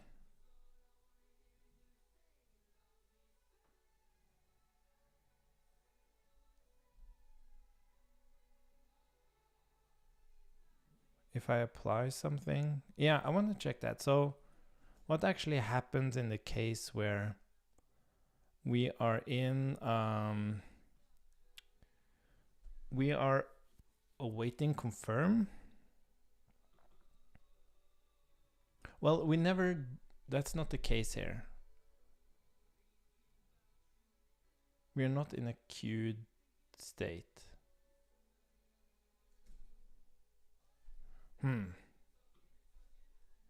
Yeah, I'm very, very curious. Or this is curious.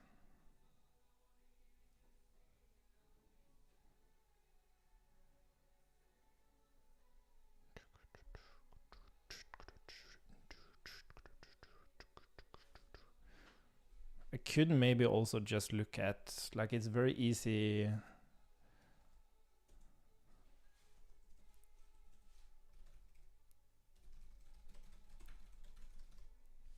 So annoying, I have to type so much for it to fail.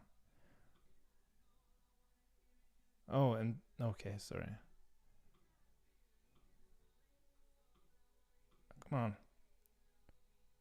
Okay, so now it actually happened during a queued thing.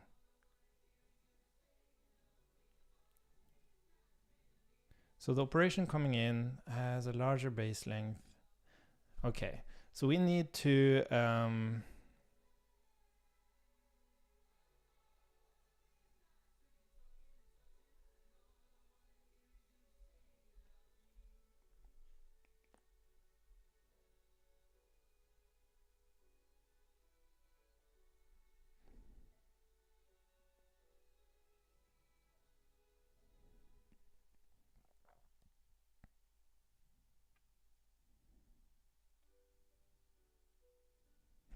this is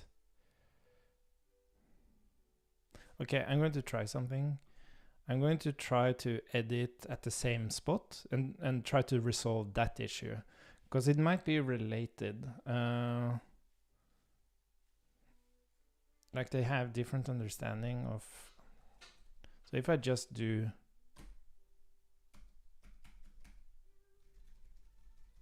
Oh, interesting. This actually works. No, you see, it's recovering, isn't it?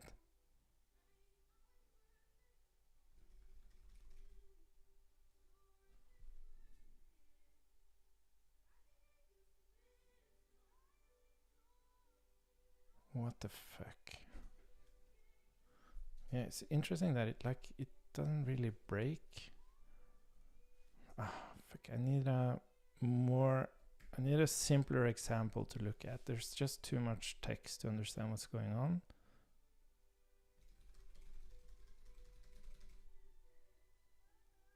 It's really interesting. Like even doing that works. Okay.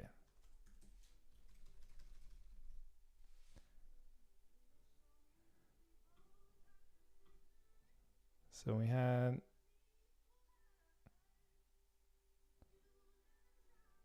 So what's interesting is that the queued operation has a base length of 23. Wait a minute. Is it? Oh, wait a minute. Is it because? So when this has a waiting buffered, awaiting with buffer. When this has, where the fuck is awaiting with buffer? Yeah.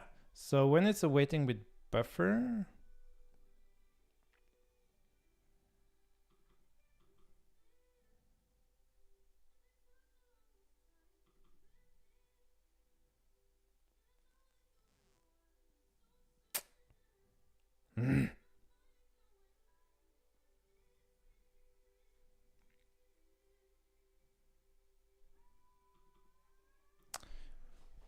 Fudge.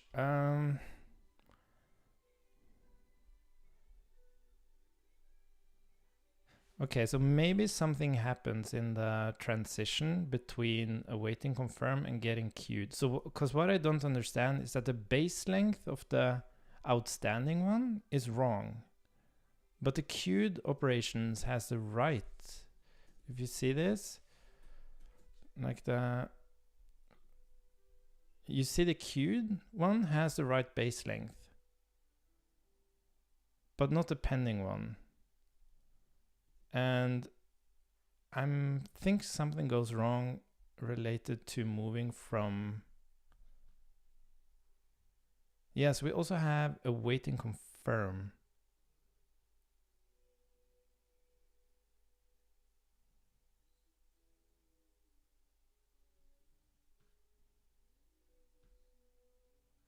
Wait, yeah, of course. Awaiting confirm. This is where we...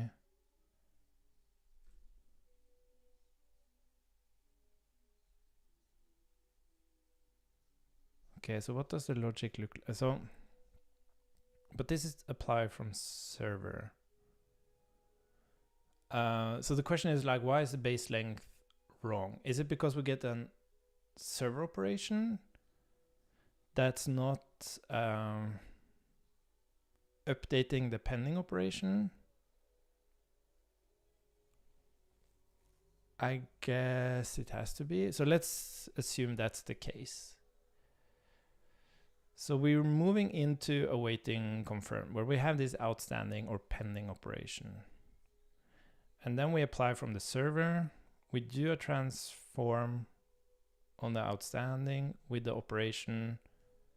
We apply the operation, and then we just keep waiting. Where's the logic? And we have it. So this is a tricky thing. Like, we don't have these explicit states anymore. So we have to infer what's happening here instead. So imagine we're synchronized. We get an operation from the server. There's no pending. There's no queued. Everything's good in the world. But now we sent an operation to the server, and then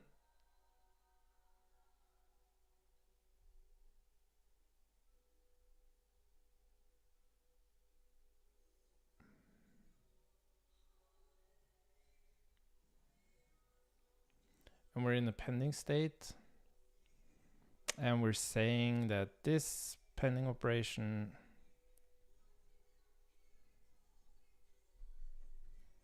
is transformed 0 and the incoming operation basically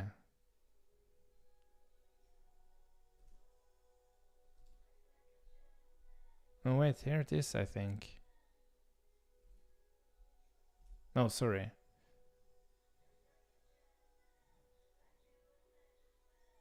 Client apply operation. Yeah, sorry. Transform 1 is the one that we apply. But during apply,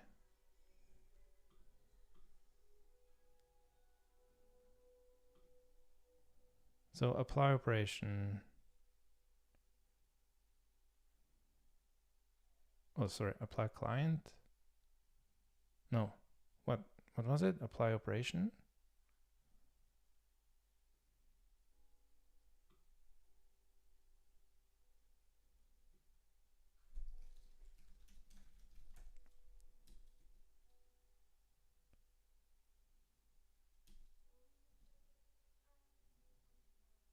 Must be defined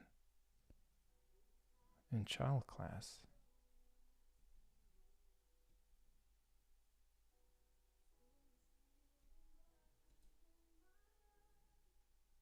What? Okay, so I guess that is our apply operation. Like, sorry, when we transform, we just return it, and basically what that means, apply operation, or apply, yeah, apply operation, this is basically it. I don't think we need this one.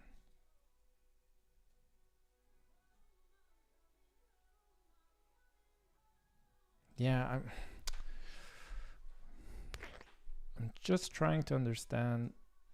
Now I got lost. I got completely lost. God damn it.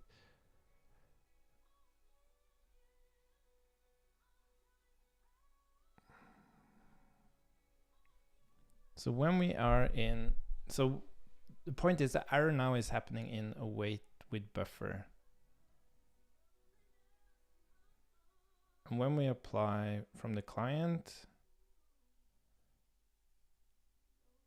we compose the buffer with that operation. And when we apply from the server, we transform the outstanding one.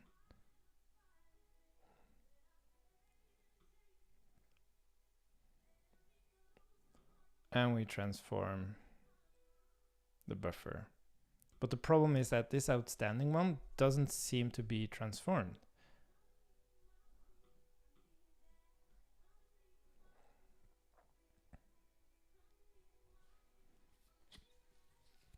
Maybe we should just log when this happens.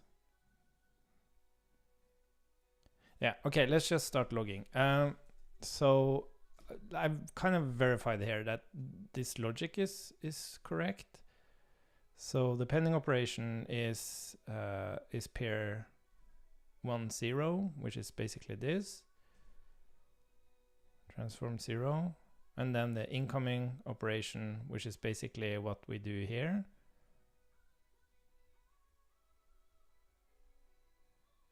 Is pair 2 0, but we're overriding it here. So wait, pair, yeah, transform 0, and incoming operation is pair 2 1, which is this. So this is correct. So how should we put this? Transformed pending, and then we'll show the pending operation. Oh, sorry, this dot pending operation. Transform pending. We're not concerned by queued. It's the pending thing that we don't understand. So apply server operation. Applying server operation, and this is operation. And then I also want to see apply client operation.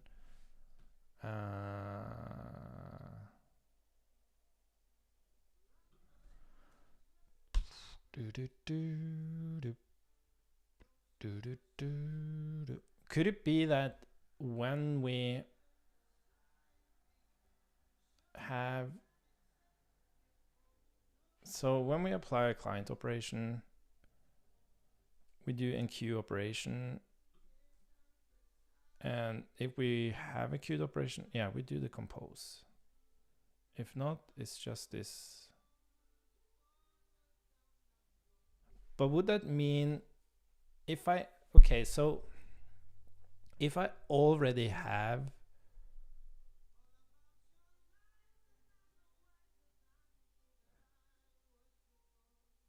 yeah, so this is what I'm wondering.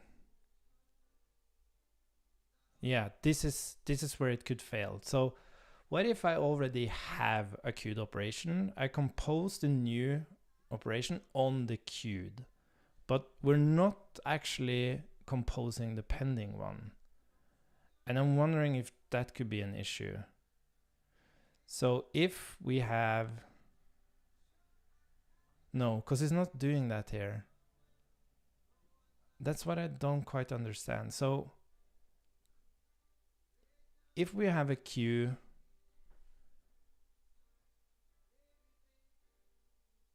we just keep the outstanding one. We don't do anything with that.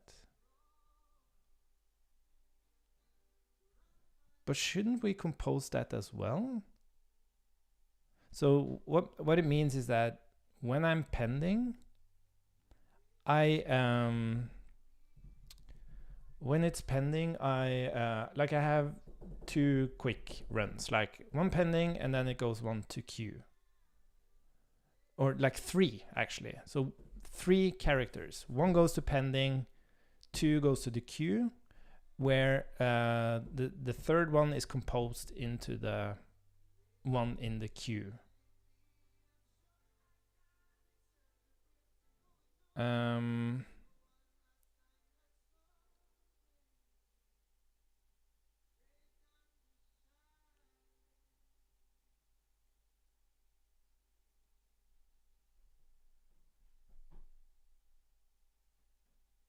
No, this is weird. Let's just log.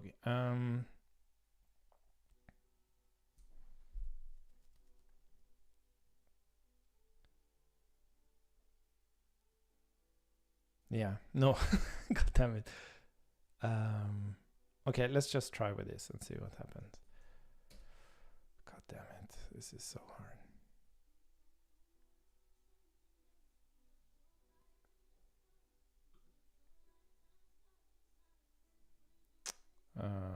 Again, let's just build it to be sure. I don't really need that one. Let's give this some more space.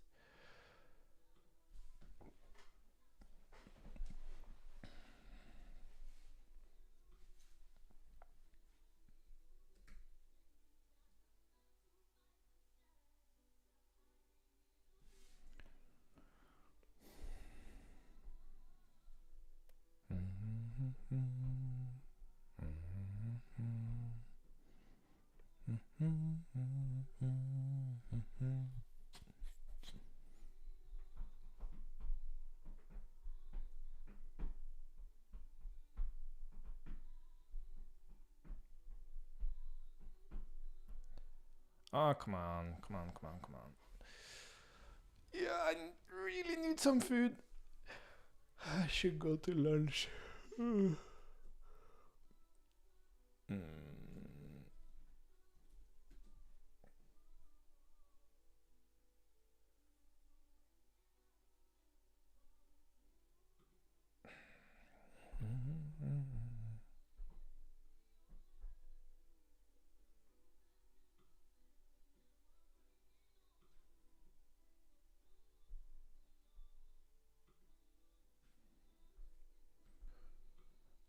What's happening here?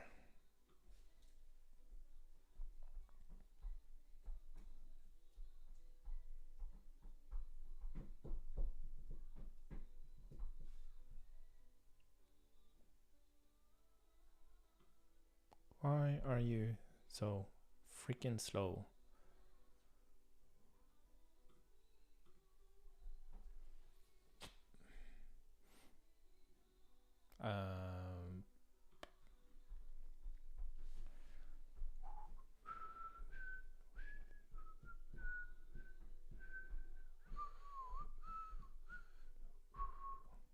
What's nice is that it's very consistent. That's always a good thing, hunting down issues.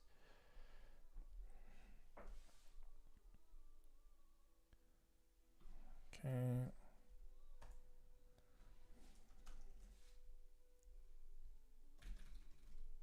Oh, that was a quick one. Okay, so what happened here is that we apply server operations and then we transform the pending one.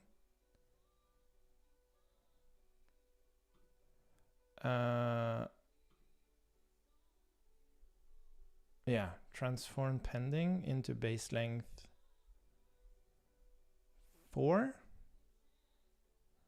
But suddenly we're getting a server operation with base length 6.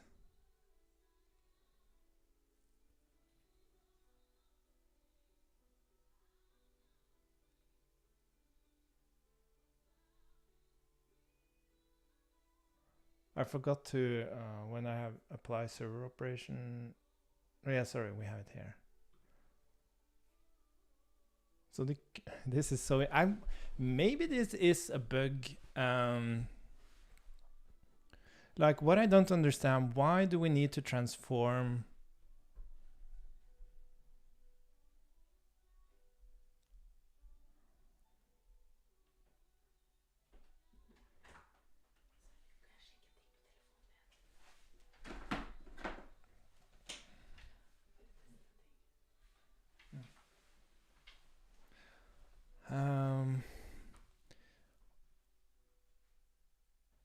Why?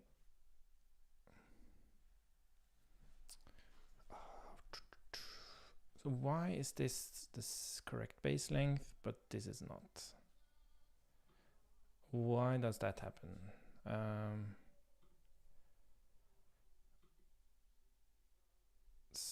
So let's look at that code again. So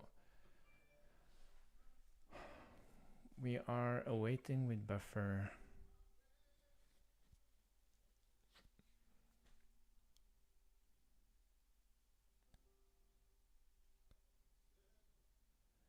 Okay, so when we're awaiting confirm and we apply client, we don't do anything. We just move to a buffer state. So the outstanding one stays the same.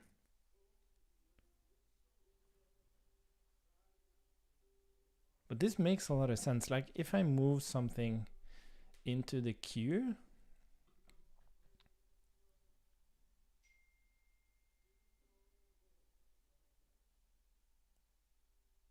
no, wait, because the thing is, no, this is what I don't understand. Like, where is it? There you are. So this pending one is base length 4. And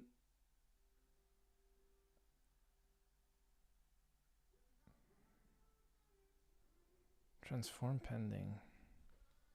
But now it's base length 5. Why did it become base length 5?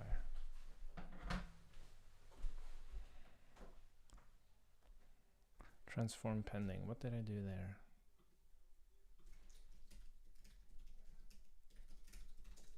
We are closing in on something. I just need to be able to explain it. Okay, so that was actually, it was transformed at this point. So it was actually transformed into base length 4. But how did it end up as base length 5 here?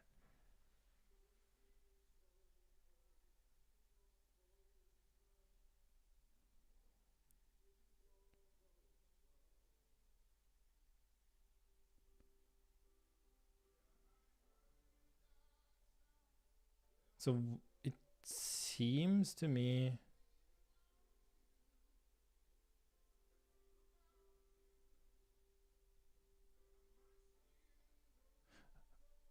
okay, what's also interesting is that we had this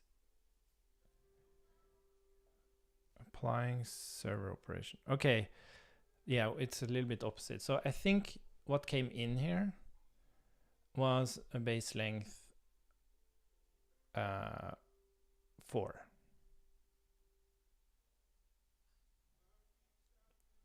And then, well, or 5, I guess. So then we transformed the pending one correctly. And then we transformed it with the queued one. But then when we go in and try to apply that server operation,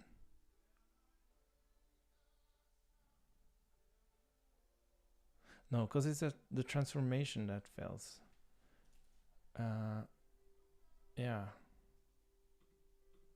It's the transformation that fails. Which transformation fails? Is it with the pending one or? Okay, we need to know that.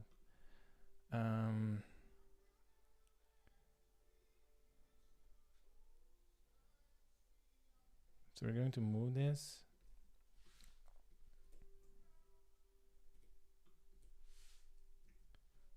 And we're going to do it here. We're going to see which one of these are failing.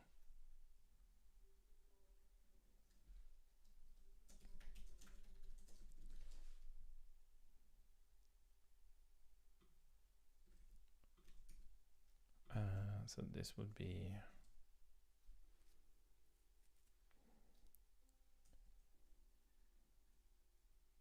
yeah, and we should throw the error. I guess we don't need server operation. Okay, this is going to give us much more valuable info. So let's copy this. Yeah, so what the fuck? What the fuck? queued. So which one of these are actually causing the issue? I guess it's the pending one. I'm very confident it is the pending, but now we get a little bit more info. So let's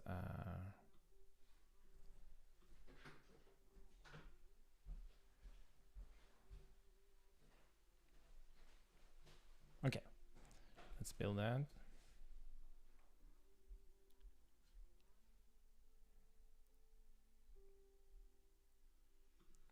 Let's move in here. Let's build the thing. And let's refresh. Oops. Oh no, now I'm in this state. This is so annoying.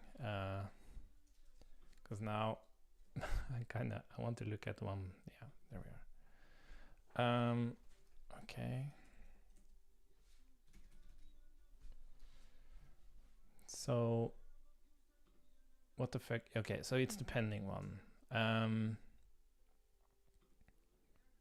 So we got this server operation with base length 6. For some reason, the pending has base length 5.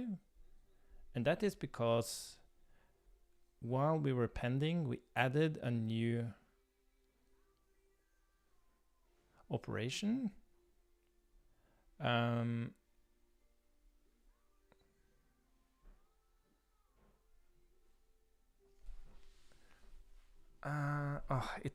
It's right there. It's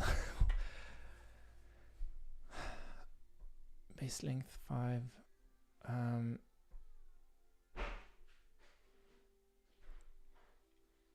So what would happen here if we only transformed against the queued ones? I have a feeling that's the problem.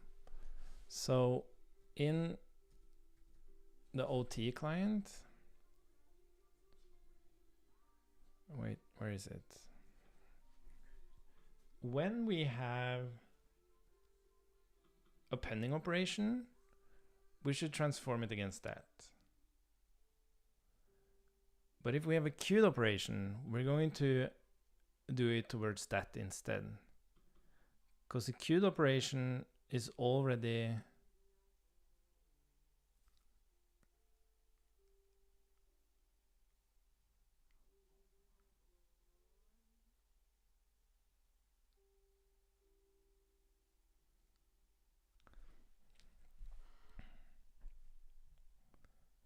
because this is what I don't quite understand. If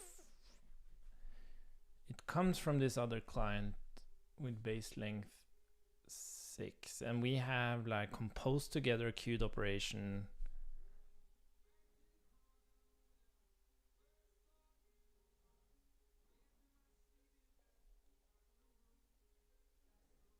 yeah, do we see any traces of that in the other implementation?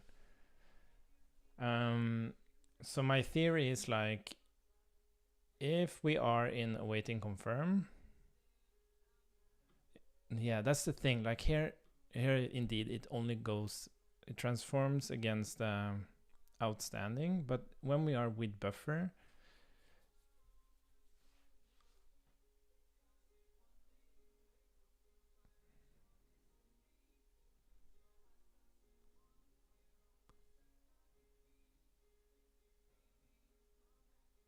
new outstanding. Yeah, this is what I don't quite understand, because it does the transformation on the outstanding one.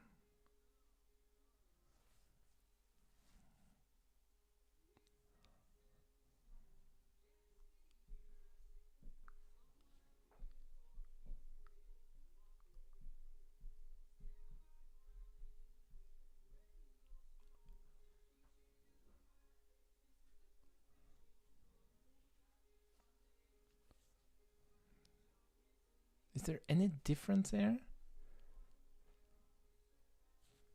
I have a feeling that we've done something that doesn't fit with what they're doing here.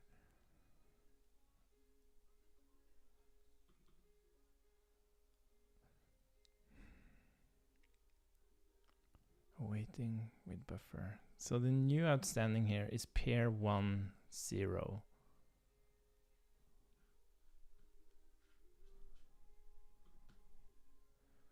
And we did transform pending once. And then we transform pending again.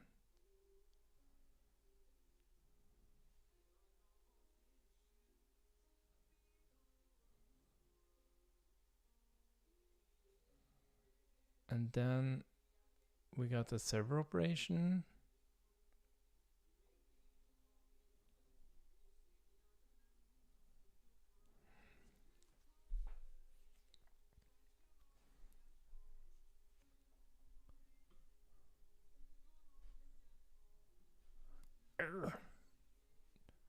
So we're getting server operations.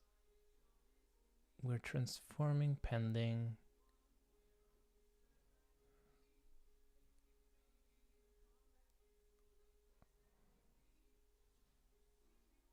We're applying server operation. We're transforming. So this is the interesting thing. Like, we are applying server operations and we are successfully transforming the pending one. But suddenly we get the server operation. Yeah, so what actually happened here though? So when we actually, okay, I want to look at that. So, because we have successful transformations as well. Where the hell did it go, the other thing?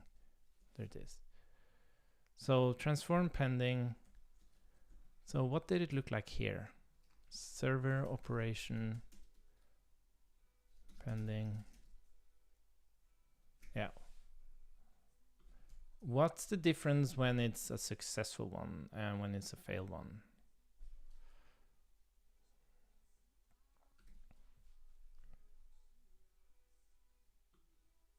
I need the terminal.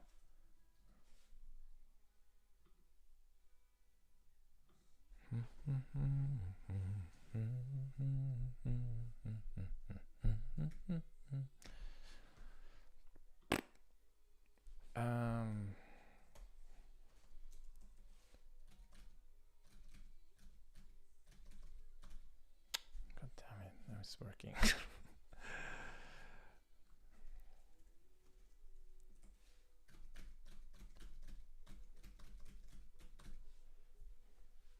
Why does it suddenly work now? Oh, there it is. Oh, that happened quickly. So we're okay. So we transform pending here, where the server operation had base length 2, and the pending one, of course, also had 2, which resulted in base length 3. And then we're trying to apply the server operation again. But now it suddenly comes in with a base length of 4.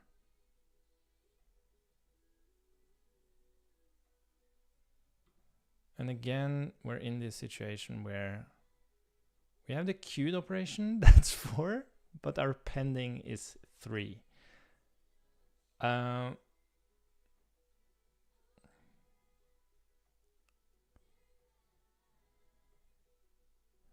So is this a bug with the OT client? Because to me it really does not make any sense that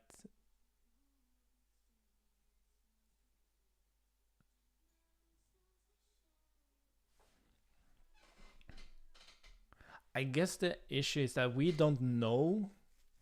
Okay, so the thing is, maybe this is an order thing. It might even be a server issue. So we are sending this pending thing. But before we get a response on that, we send the pending thing. It's already been sent to the other client, but this client hasn't received it yet. Like, we should have the confirmation here before that other client got it and sent back an update. I think that's the issue. So that can either be a server problem, or it's an implementation issue. So we should also log when we actually get a response.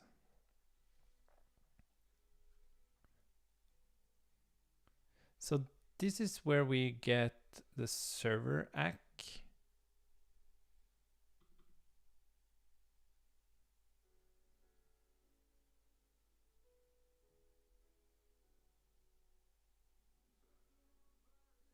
What's this operation we're getting here?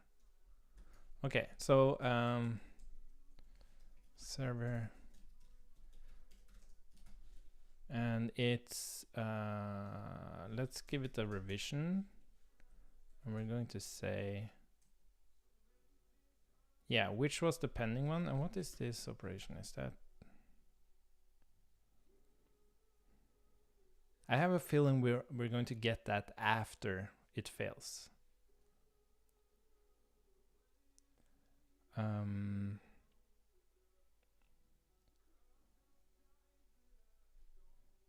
And that should not, like, it should not be possible for us to send an operation to the server, that going to other clients, and them being able to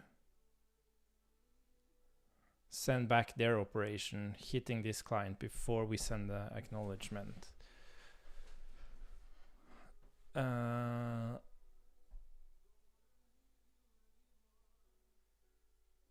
Yeah. Okay.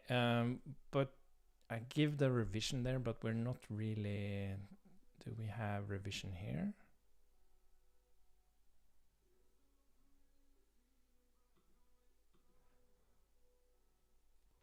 I rather want to send pending operation. Console.log. Sending pending operation. Desktop revision operation. I wonder, do we delay this?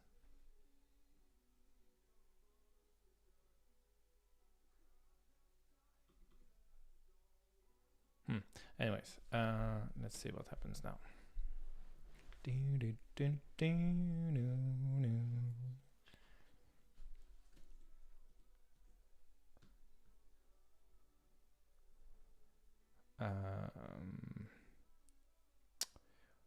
What did I do? I built. We need to go with code extension. Let's just, to be sure, build. Let's do this. You know what I'm going to do? I'm also going to freaking commit this stuff. Git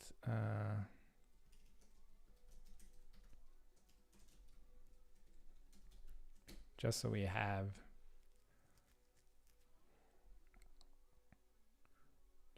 it.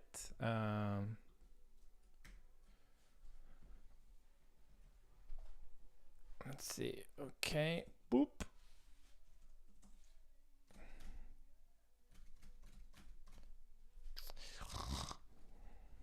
It's really funny how, like, it's super stable, really.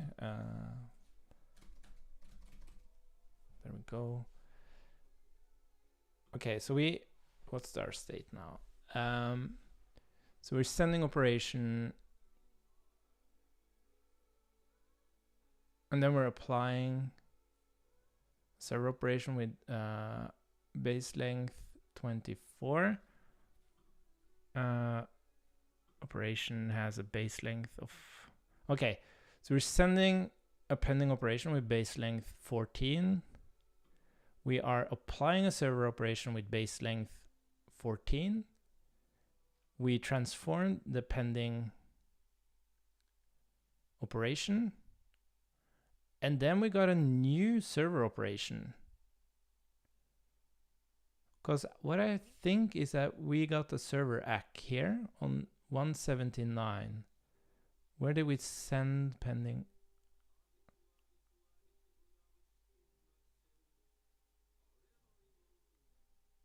What? Where's 178? So which operation do we send here? So the pending.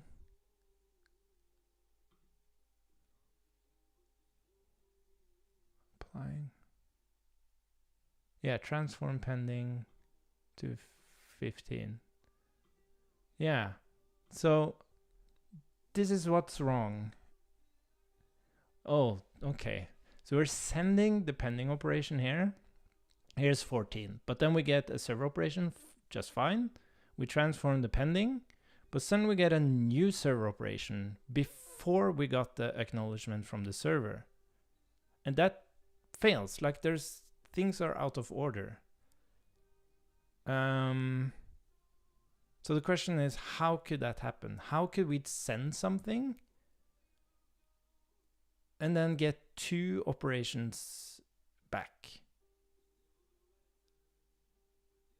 before getting the acknowledgement?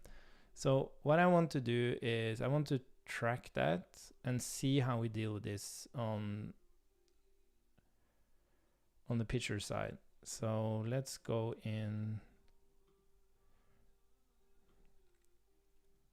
Or not common picture, not LSP, file, document.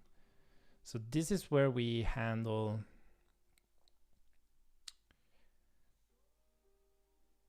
so we are saying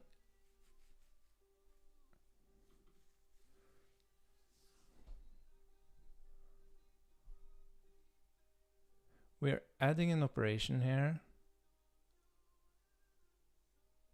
And then we emit on server operation emitter.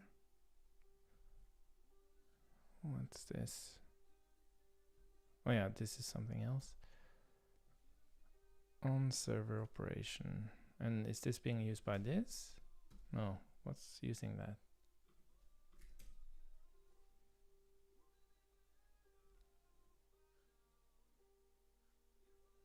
Oh. Get file from path.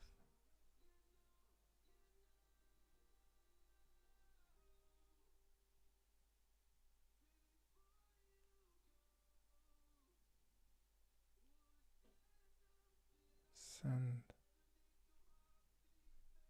Wait, okay, let's keep this open.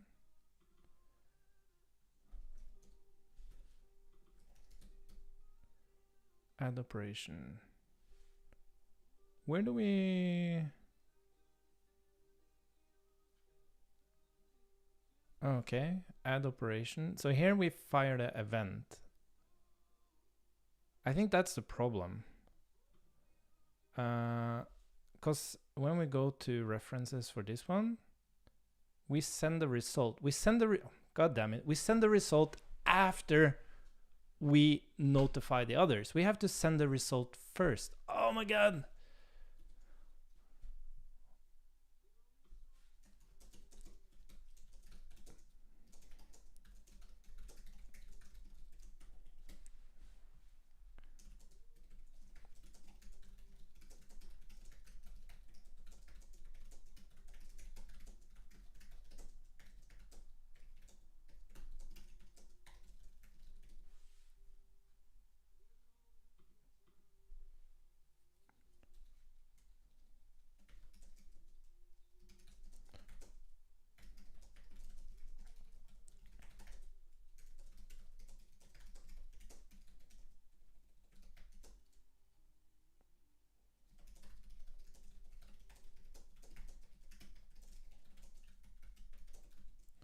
Okay, so this is something we should just go right ahead and fix.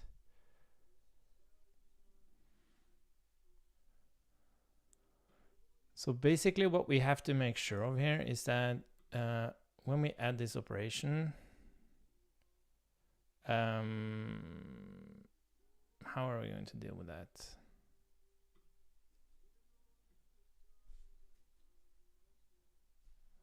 How would we do this? So how should we write this?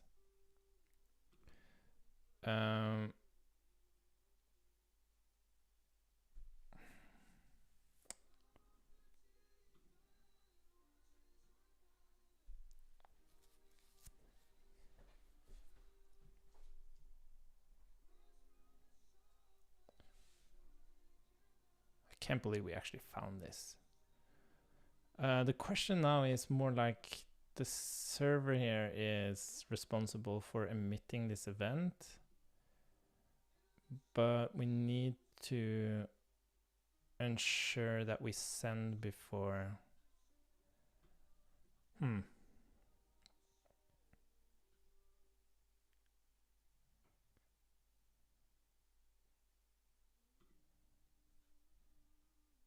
So we could, no. Applied operation. Well, yeah, we don't really. Well, we point to revision, so we need to apply it first.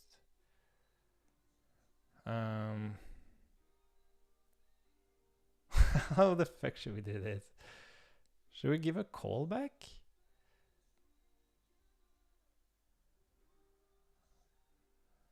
Yeah, I think we need to do that. So what we need to do is we send, we kind of have to do that. And then on applied operation, we just have a callback, and then we call that as soon as it's applied. Oh, I'm so happy. I'm so happy. OMG. So what we should experience now, we should just, I'm going to get this into production immediately. And then we are going to continue our testing. And then I'm going to comment this. We need to pass this as a callback to ensure responding to the user happens before we emit operations to the other users. Wow.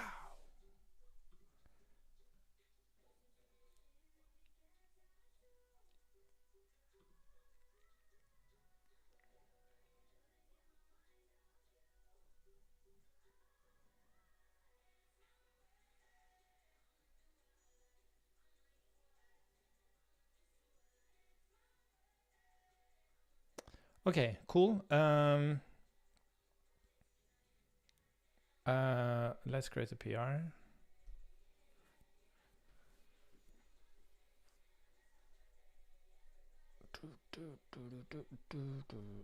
Fix.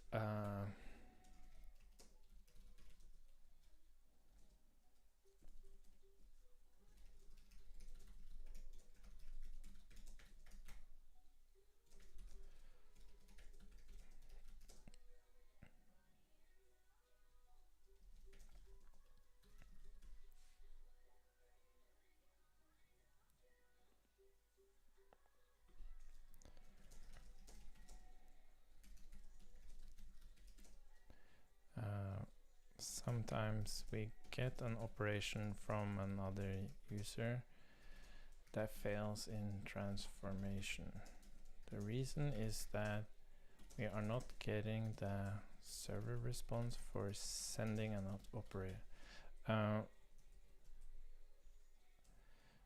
and transforming server operations. Sometimes we get an operation from another user that fails in transforming on the client. The reason is that we get the notification too soon.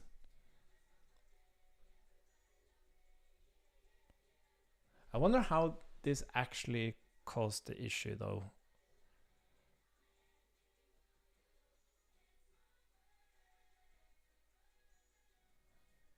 Yeah.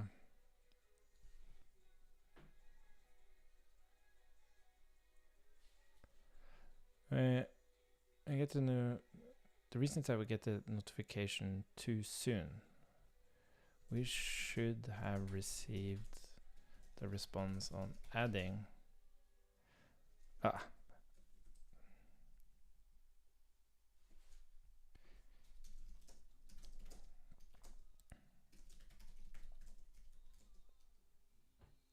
So we get a notification from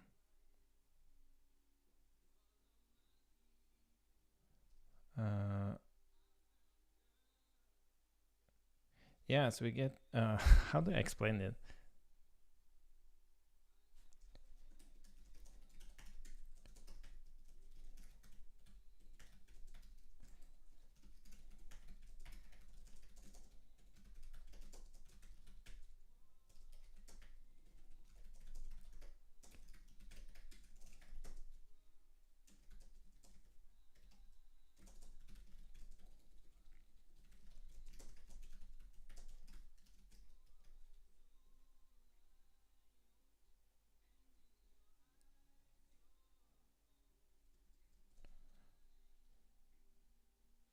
Yeah, exactly. We got a transformation issue on the pending operation due to wrong base length on incoming operation, but the queued operation has the correct base length. It should really have been applied there. I thought first there was an issue with OT client, but realized that we got the server ACK for the pending operation immediately after.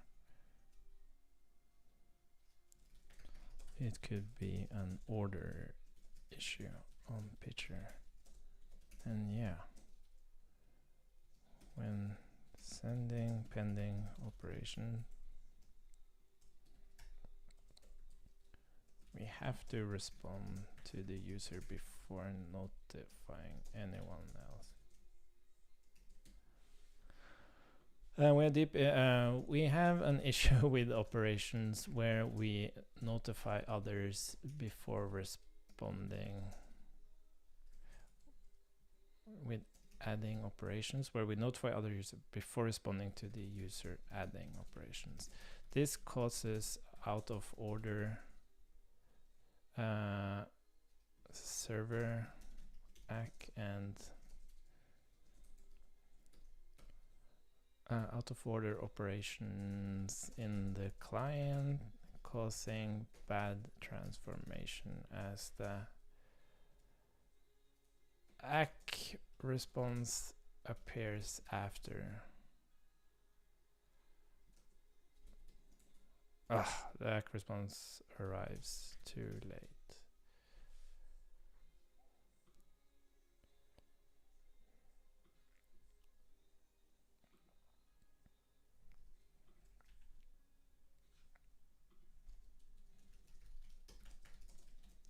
To production ASAP.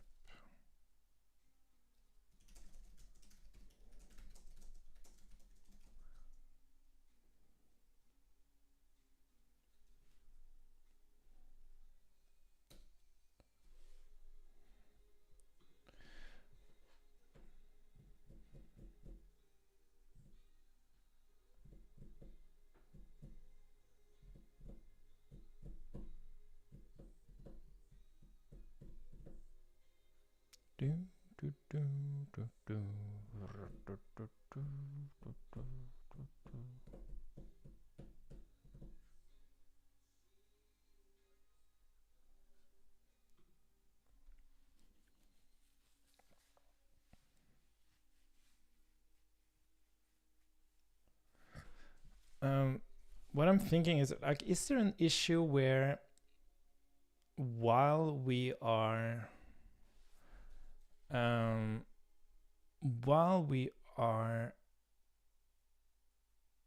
handling this, like we got this request to add an operation, and while we are doing that, the other user is sending, no, it's only about order.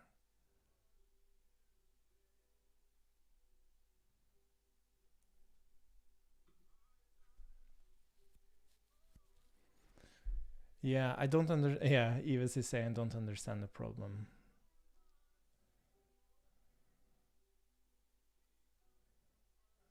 I wonder if it's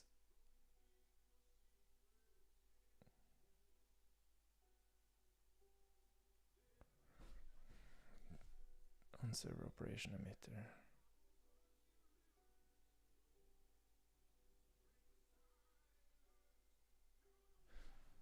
Yeah, I wonder if it's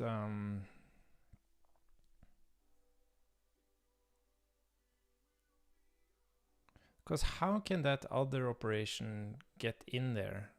Like, because the only way that other operation can get in there.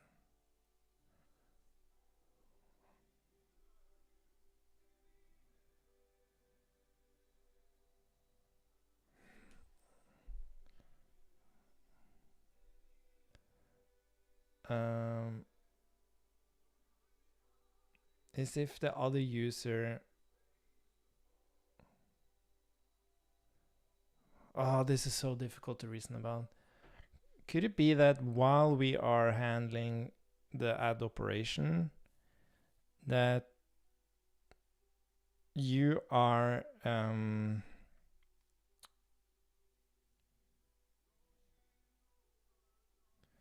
so the other user is like pumping in multiple operations, and in between here we are also adding an operation, notifying the other users.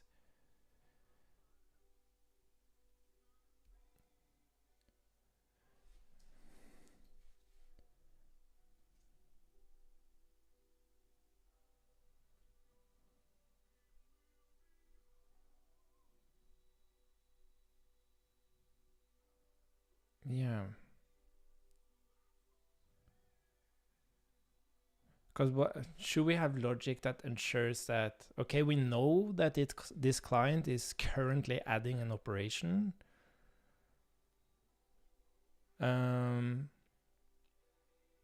We know this client is adding an operation, and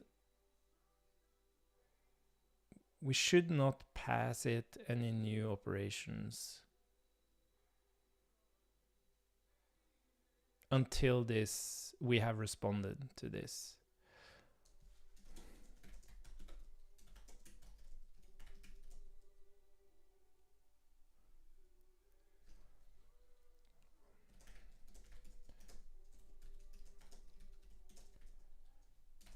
Uh,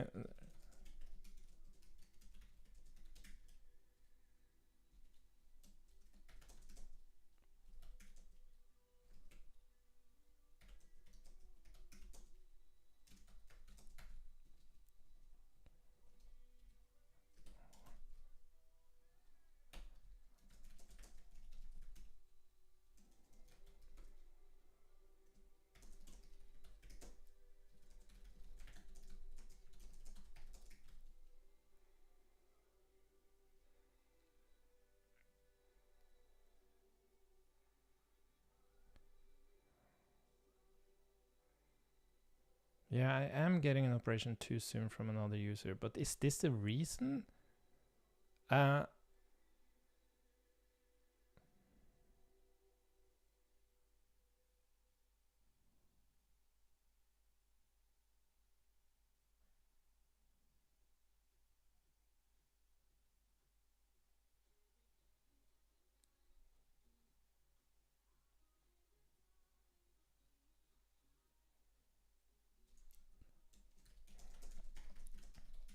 Not should not notify. Could be that we should not notify. But that doesn't make any sense. Like I'm trying to reason about, like, while we are handling this add operation, we should not send anything from a different user. But that doesn't make any sense because it's synchronous.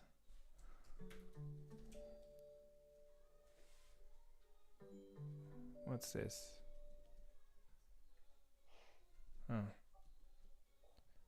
Hello. I'm streaming and I'm debugging VS Code. We have to postpone.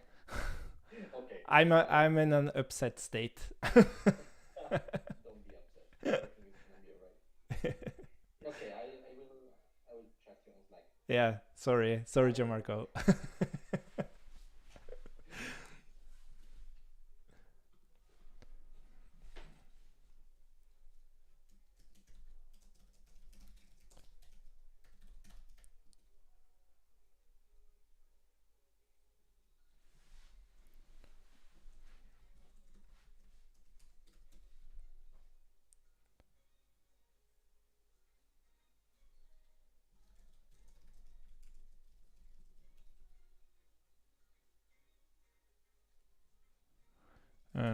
But we could, but while the pending operation is in flight, we could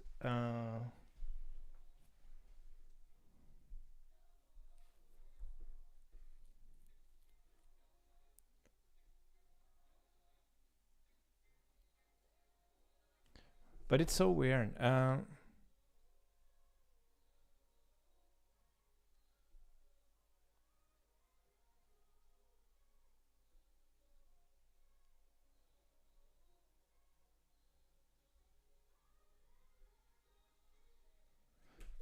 Like, it seems like we are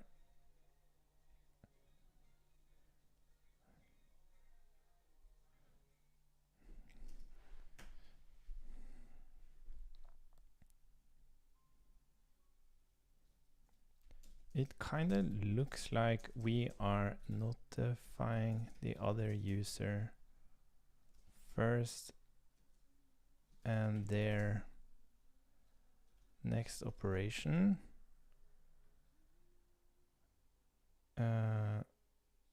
is sent to the client before we respond to it. I do not quite understand how that can happen, but that is what it looks like.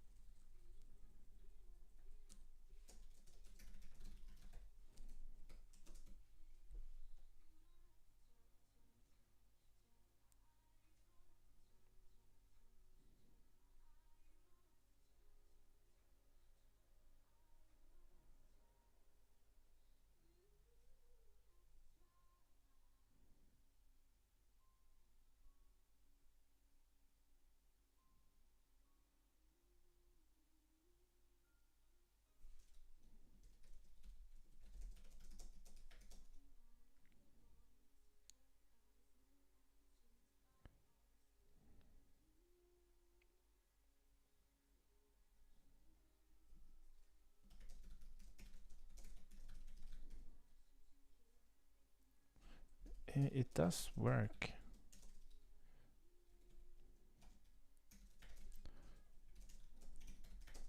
Transforms the pending operation while it is in flight.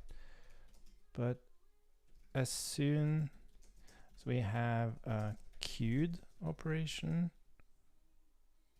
it starts failing.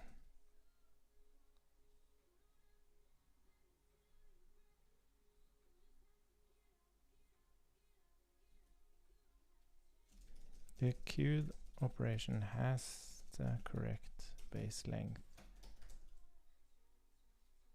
for the incoming operation.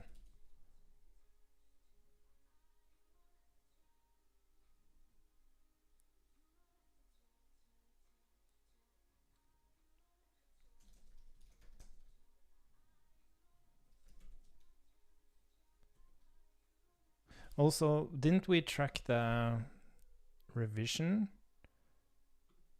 So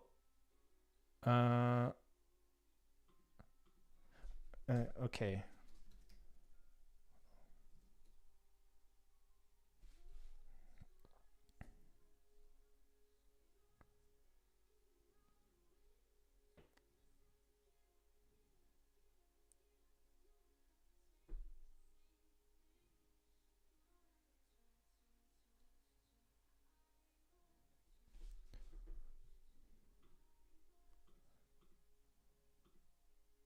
Wait a minute. Isn't this the problem? I see that it doesn't quite make sense.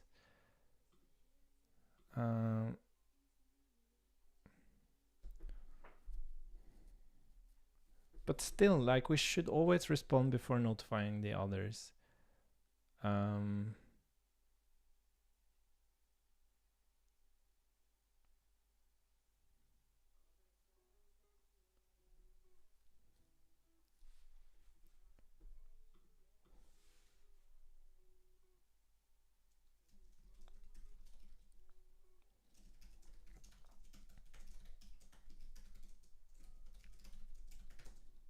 And the OT client should transform both.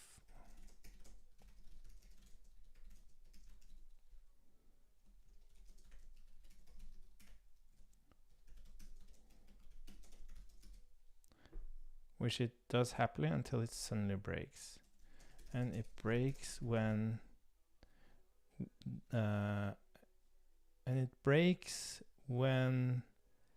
the server ACK for the pending op happens right after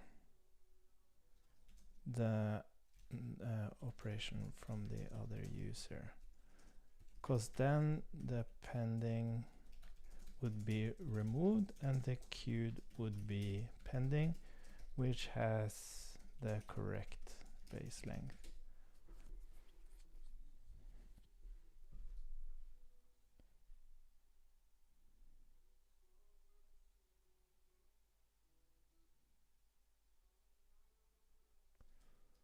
So I feel very confident there is an order issue. Question is more, how does Pitcher cause this out of order to happen? I agree, it does not quite make sense that the problem is us not responding before notifying other users, but still, that is wrong behavior.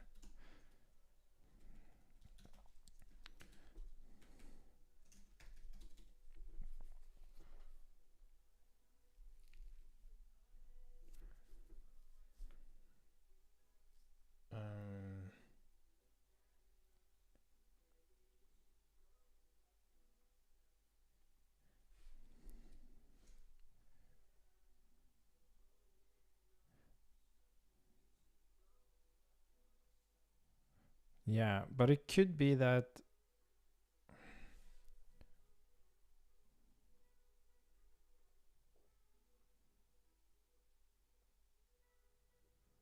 yeah. It just seems like we're notifying.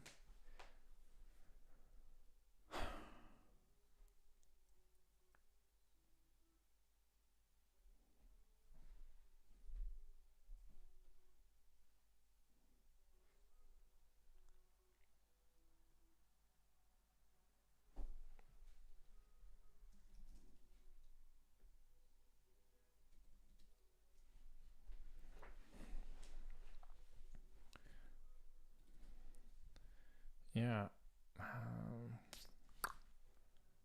What the hell?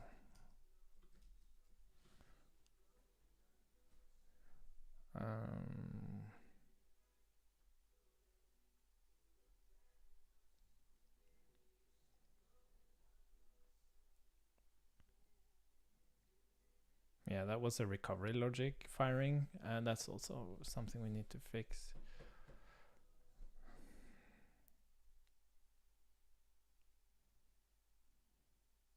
Dispatch send result.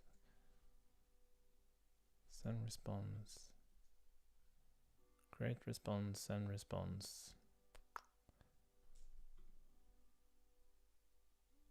On response emitter. Yeah.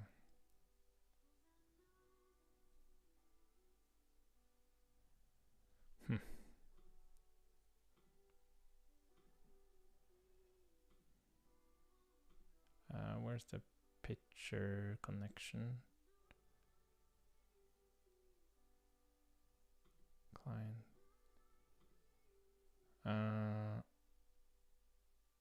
Where's the connection? Instantiator, WebSocket.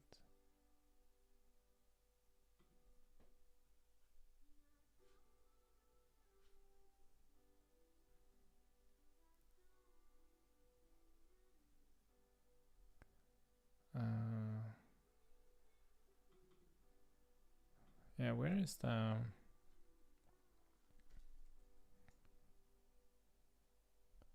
But it doesn't matter, like...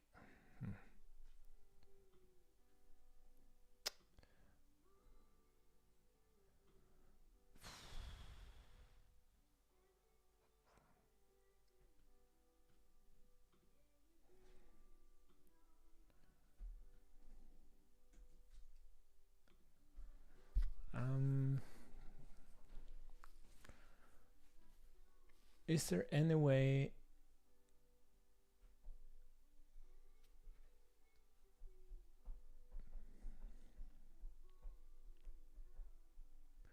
So the thing is, like, the document on the server is always correct. So we're adding operation. That thing is happening. That queue is happening as it should. Like, we never have an issue on picture itself.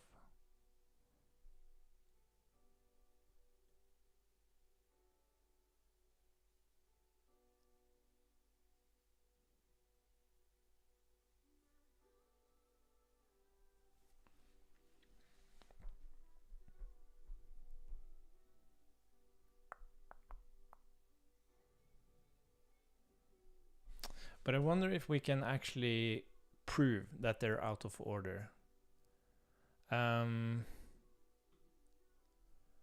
Is there a way we can prove that? So if we knew what revision that we're sending and receiving, would that help?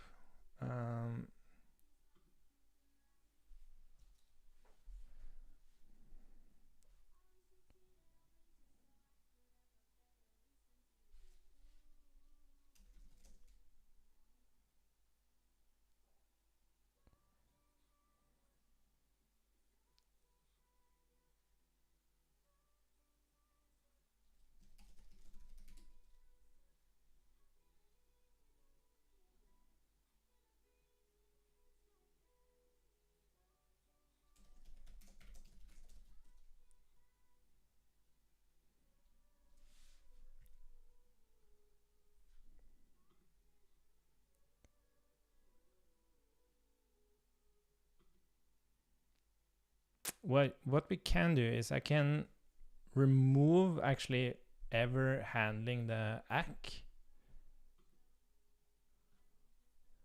So we can test.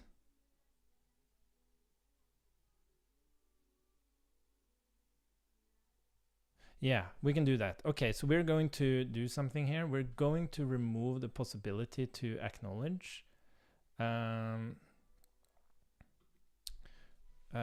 So it never acknowledges. It would just queue up everything. And then we can see if we get the same problem.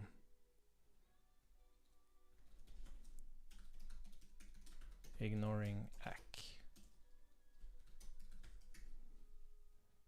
Cool. So we'll build that.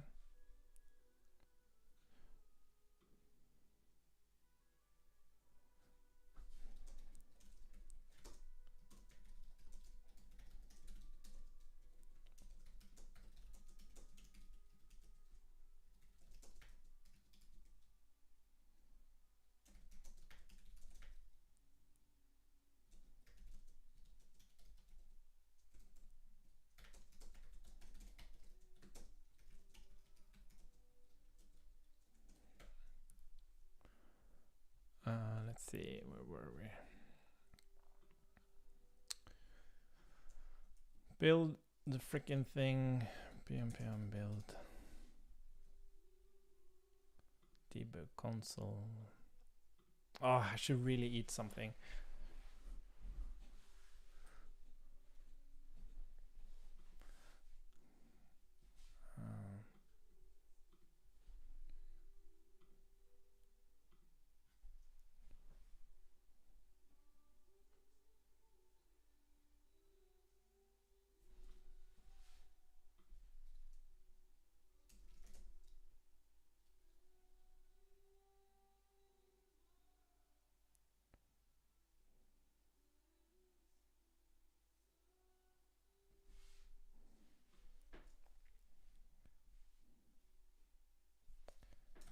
I can check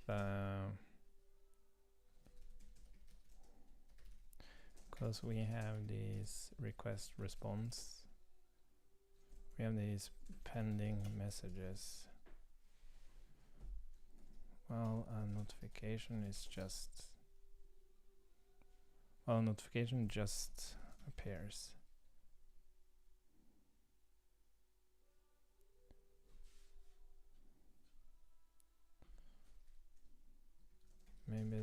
is some latency on resolving a pending message or something. Okay, so I'm just going to quickly test this first. And then we're going to look through how we receive these messages.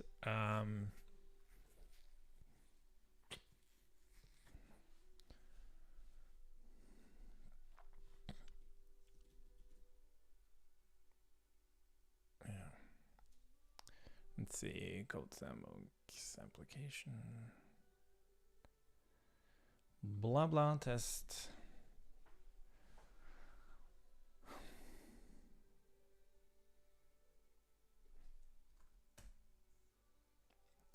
Okay, so we are receiving notifications here. But now we're not going. Oh, it failed immediately.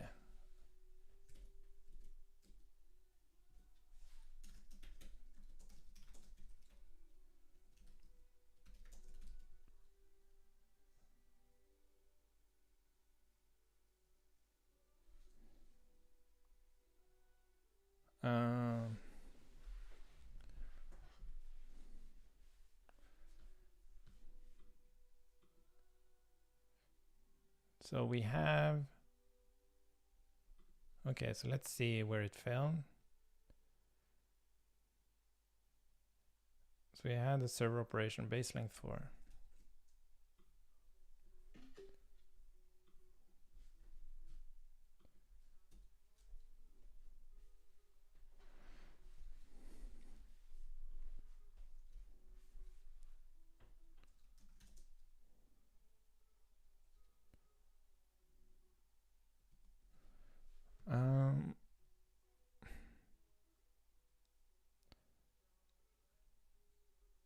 Applying server operation base length 2.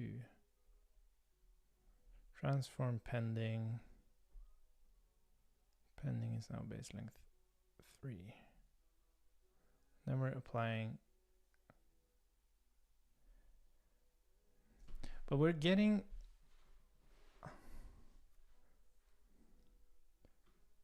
But what's weird here is that we're getting server operation base length 2. Yeah, let's look at operation. So we have an H here. And then we're getting. I wonder how this can happen. Oh yeah, sorry.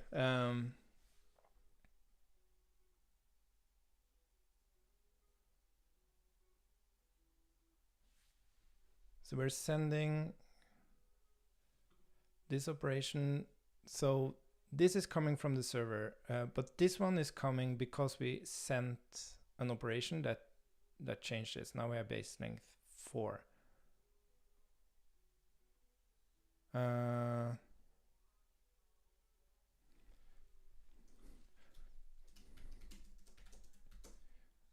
Like to me, it seemed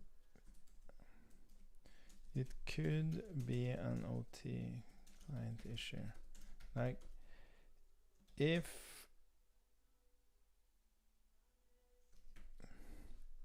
should we really transform pending?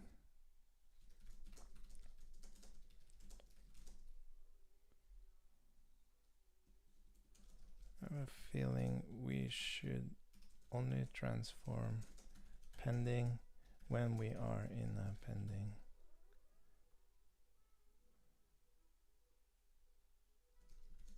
After that, it should just transform queued.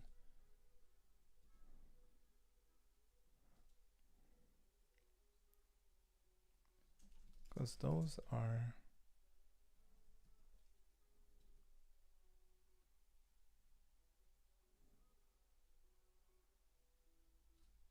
Because queued.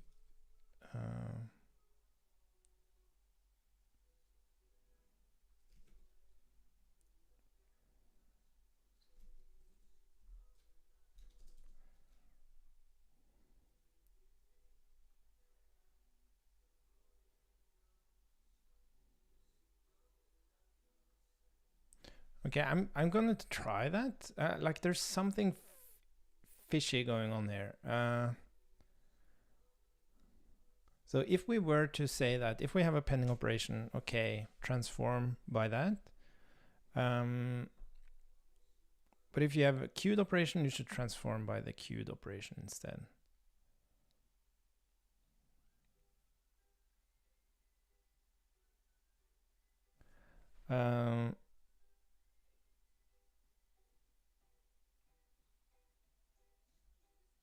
Yeah, so there's two aspects of this. Is it because the no, because this this should work. That's the thing. Like this should work without us getting any acknowledgement back. Which I find very, very curious that it doesn't work. So if I'm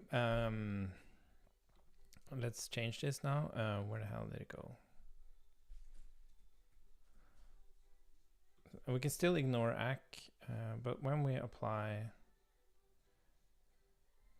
if this pending operation and no this dot queued operation,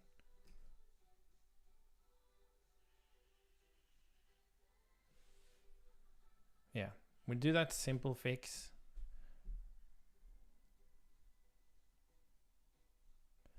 But the problem is I can't explain it. That's the problem. And we need to be able to explain this to make that change.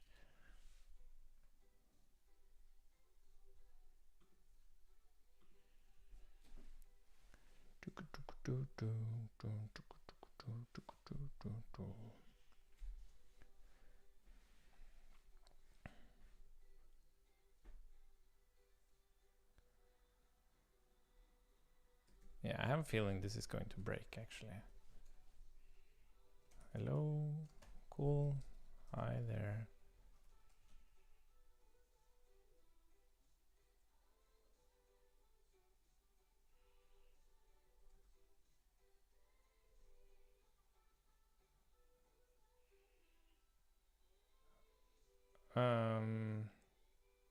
What happened now?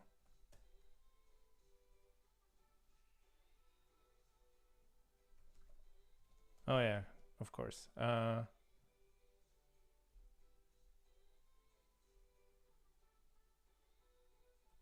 Yeah, so it seemed like the first, it's almost like the first operation that comes in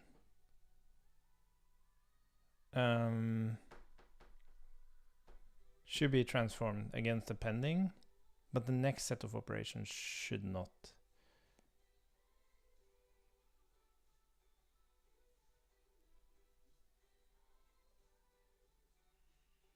Or am I mistaken?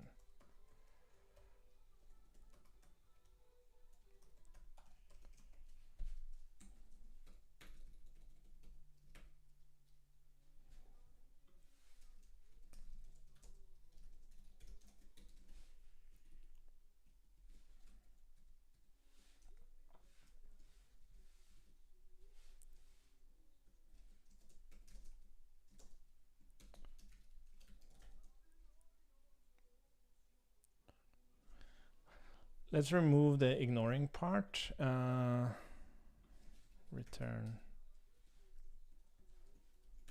Let's not ignore the server rack anymore.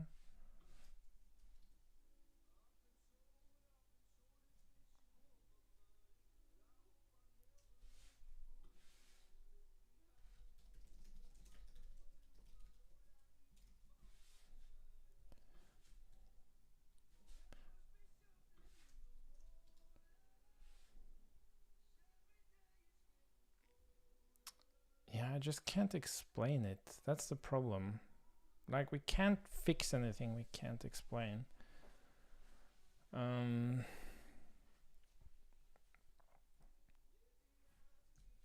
So annoying.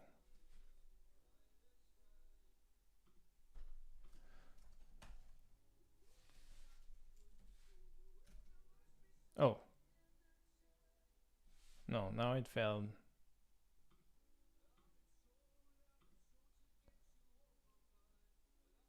Now it failed. No.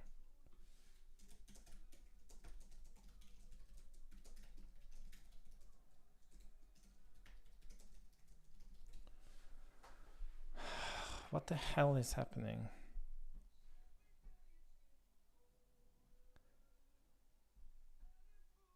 Now I got a problem on the queued one. Where... Yeah.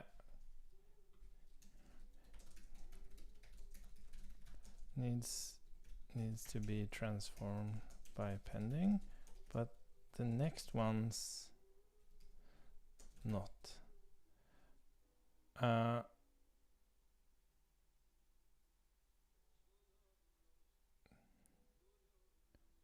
Yeah.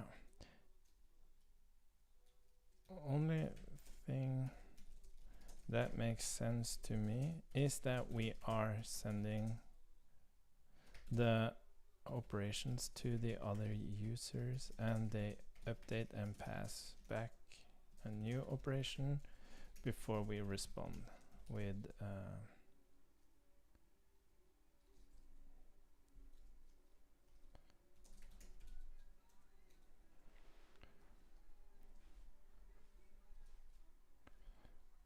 how that can happen though. Okay, so so there's nothing wrong with OT logic, because then this would work. So there's something else fishy going on here. Where is this thing? Yeah. So what we're going to look at now is picture client, and it's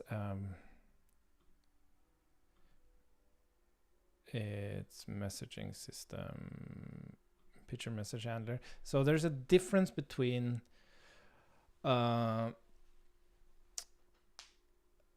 request and a notification. So picture message handler. So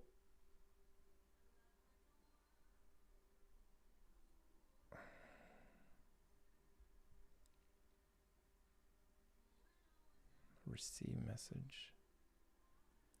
Okay, so this is, we're just listening to notifications, and when we receive a message,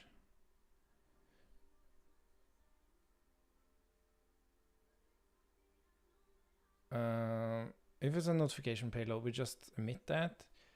If it's a result payload, we blah blah blah resolve that.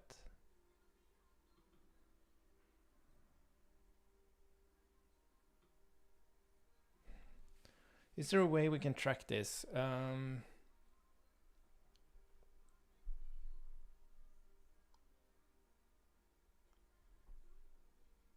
How can we know that?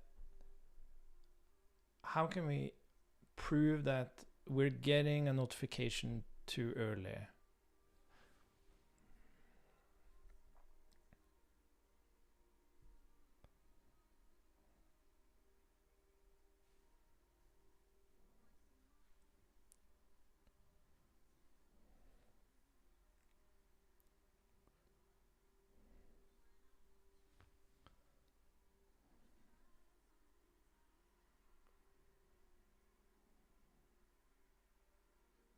How can we prove that?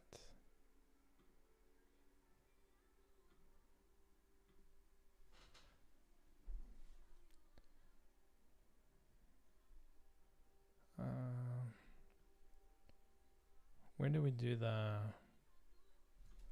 OT client? That's in the document.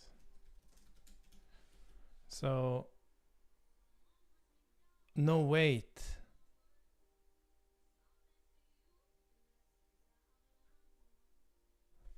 Oh, wait.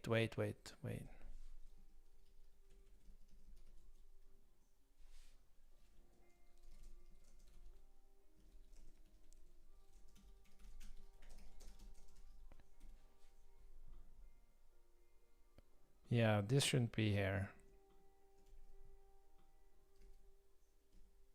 Yeah. That's the problem.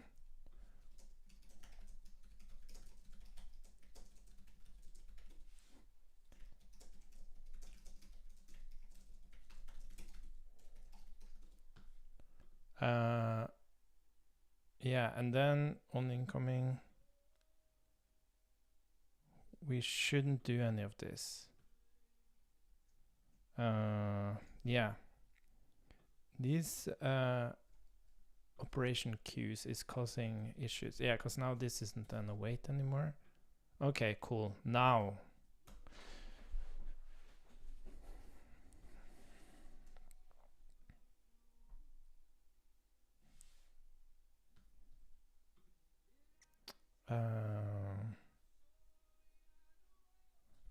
Okay, and then where's the thing? Here's the thing.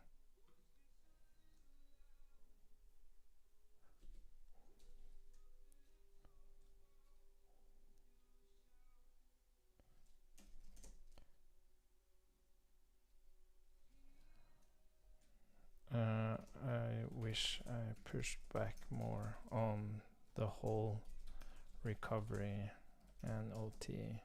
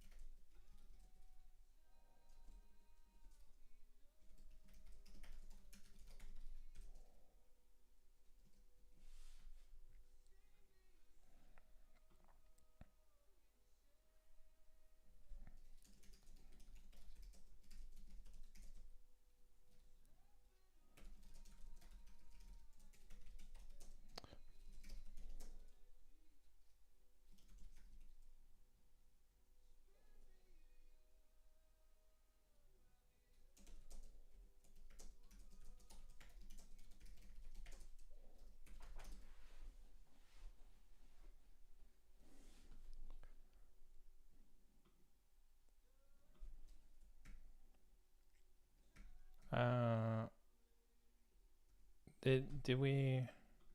Oh yeah, I didn't actually. Okay. So let's see now.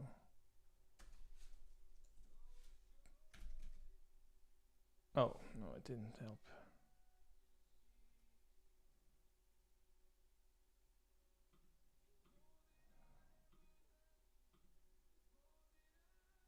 Did I build? I have to make sure that we are. Did we actually build everything? Apply server operation. This should be void now.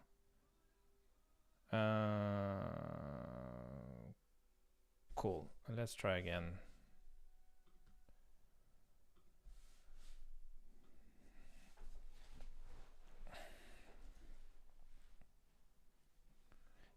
Because there.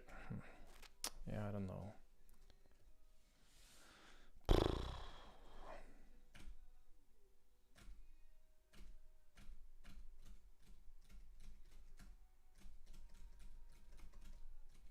No, it still happens. And it's the same issue, right? We're getting applying server operation, base length 69. Yeah, but now we don't have. Yeah, okay, that's interesting. So we're applying a server operation of base length 69, but now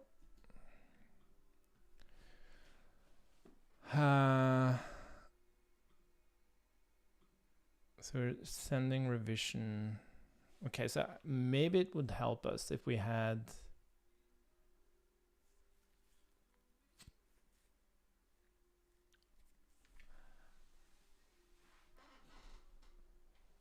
Oh, god damn it.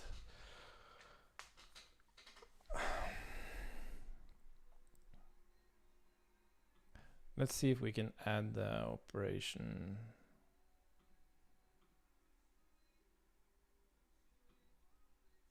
Applying server operation. Where do we have that?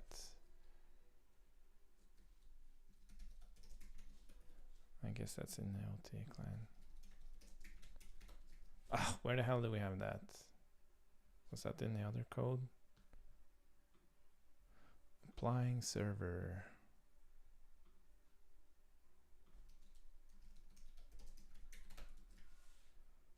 Where is that coming from? I thought that was part of this.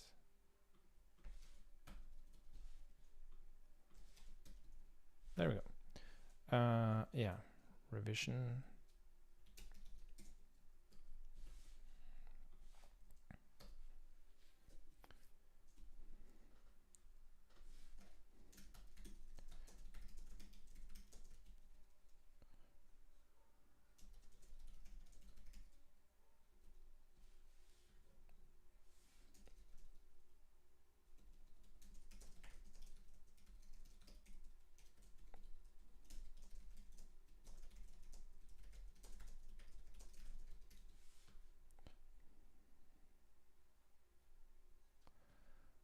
Let's see that. Let's build the thing.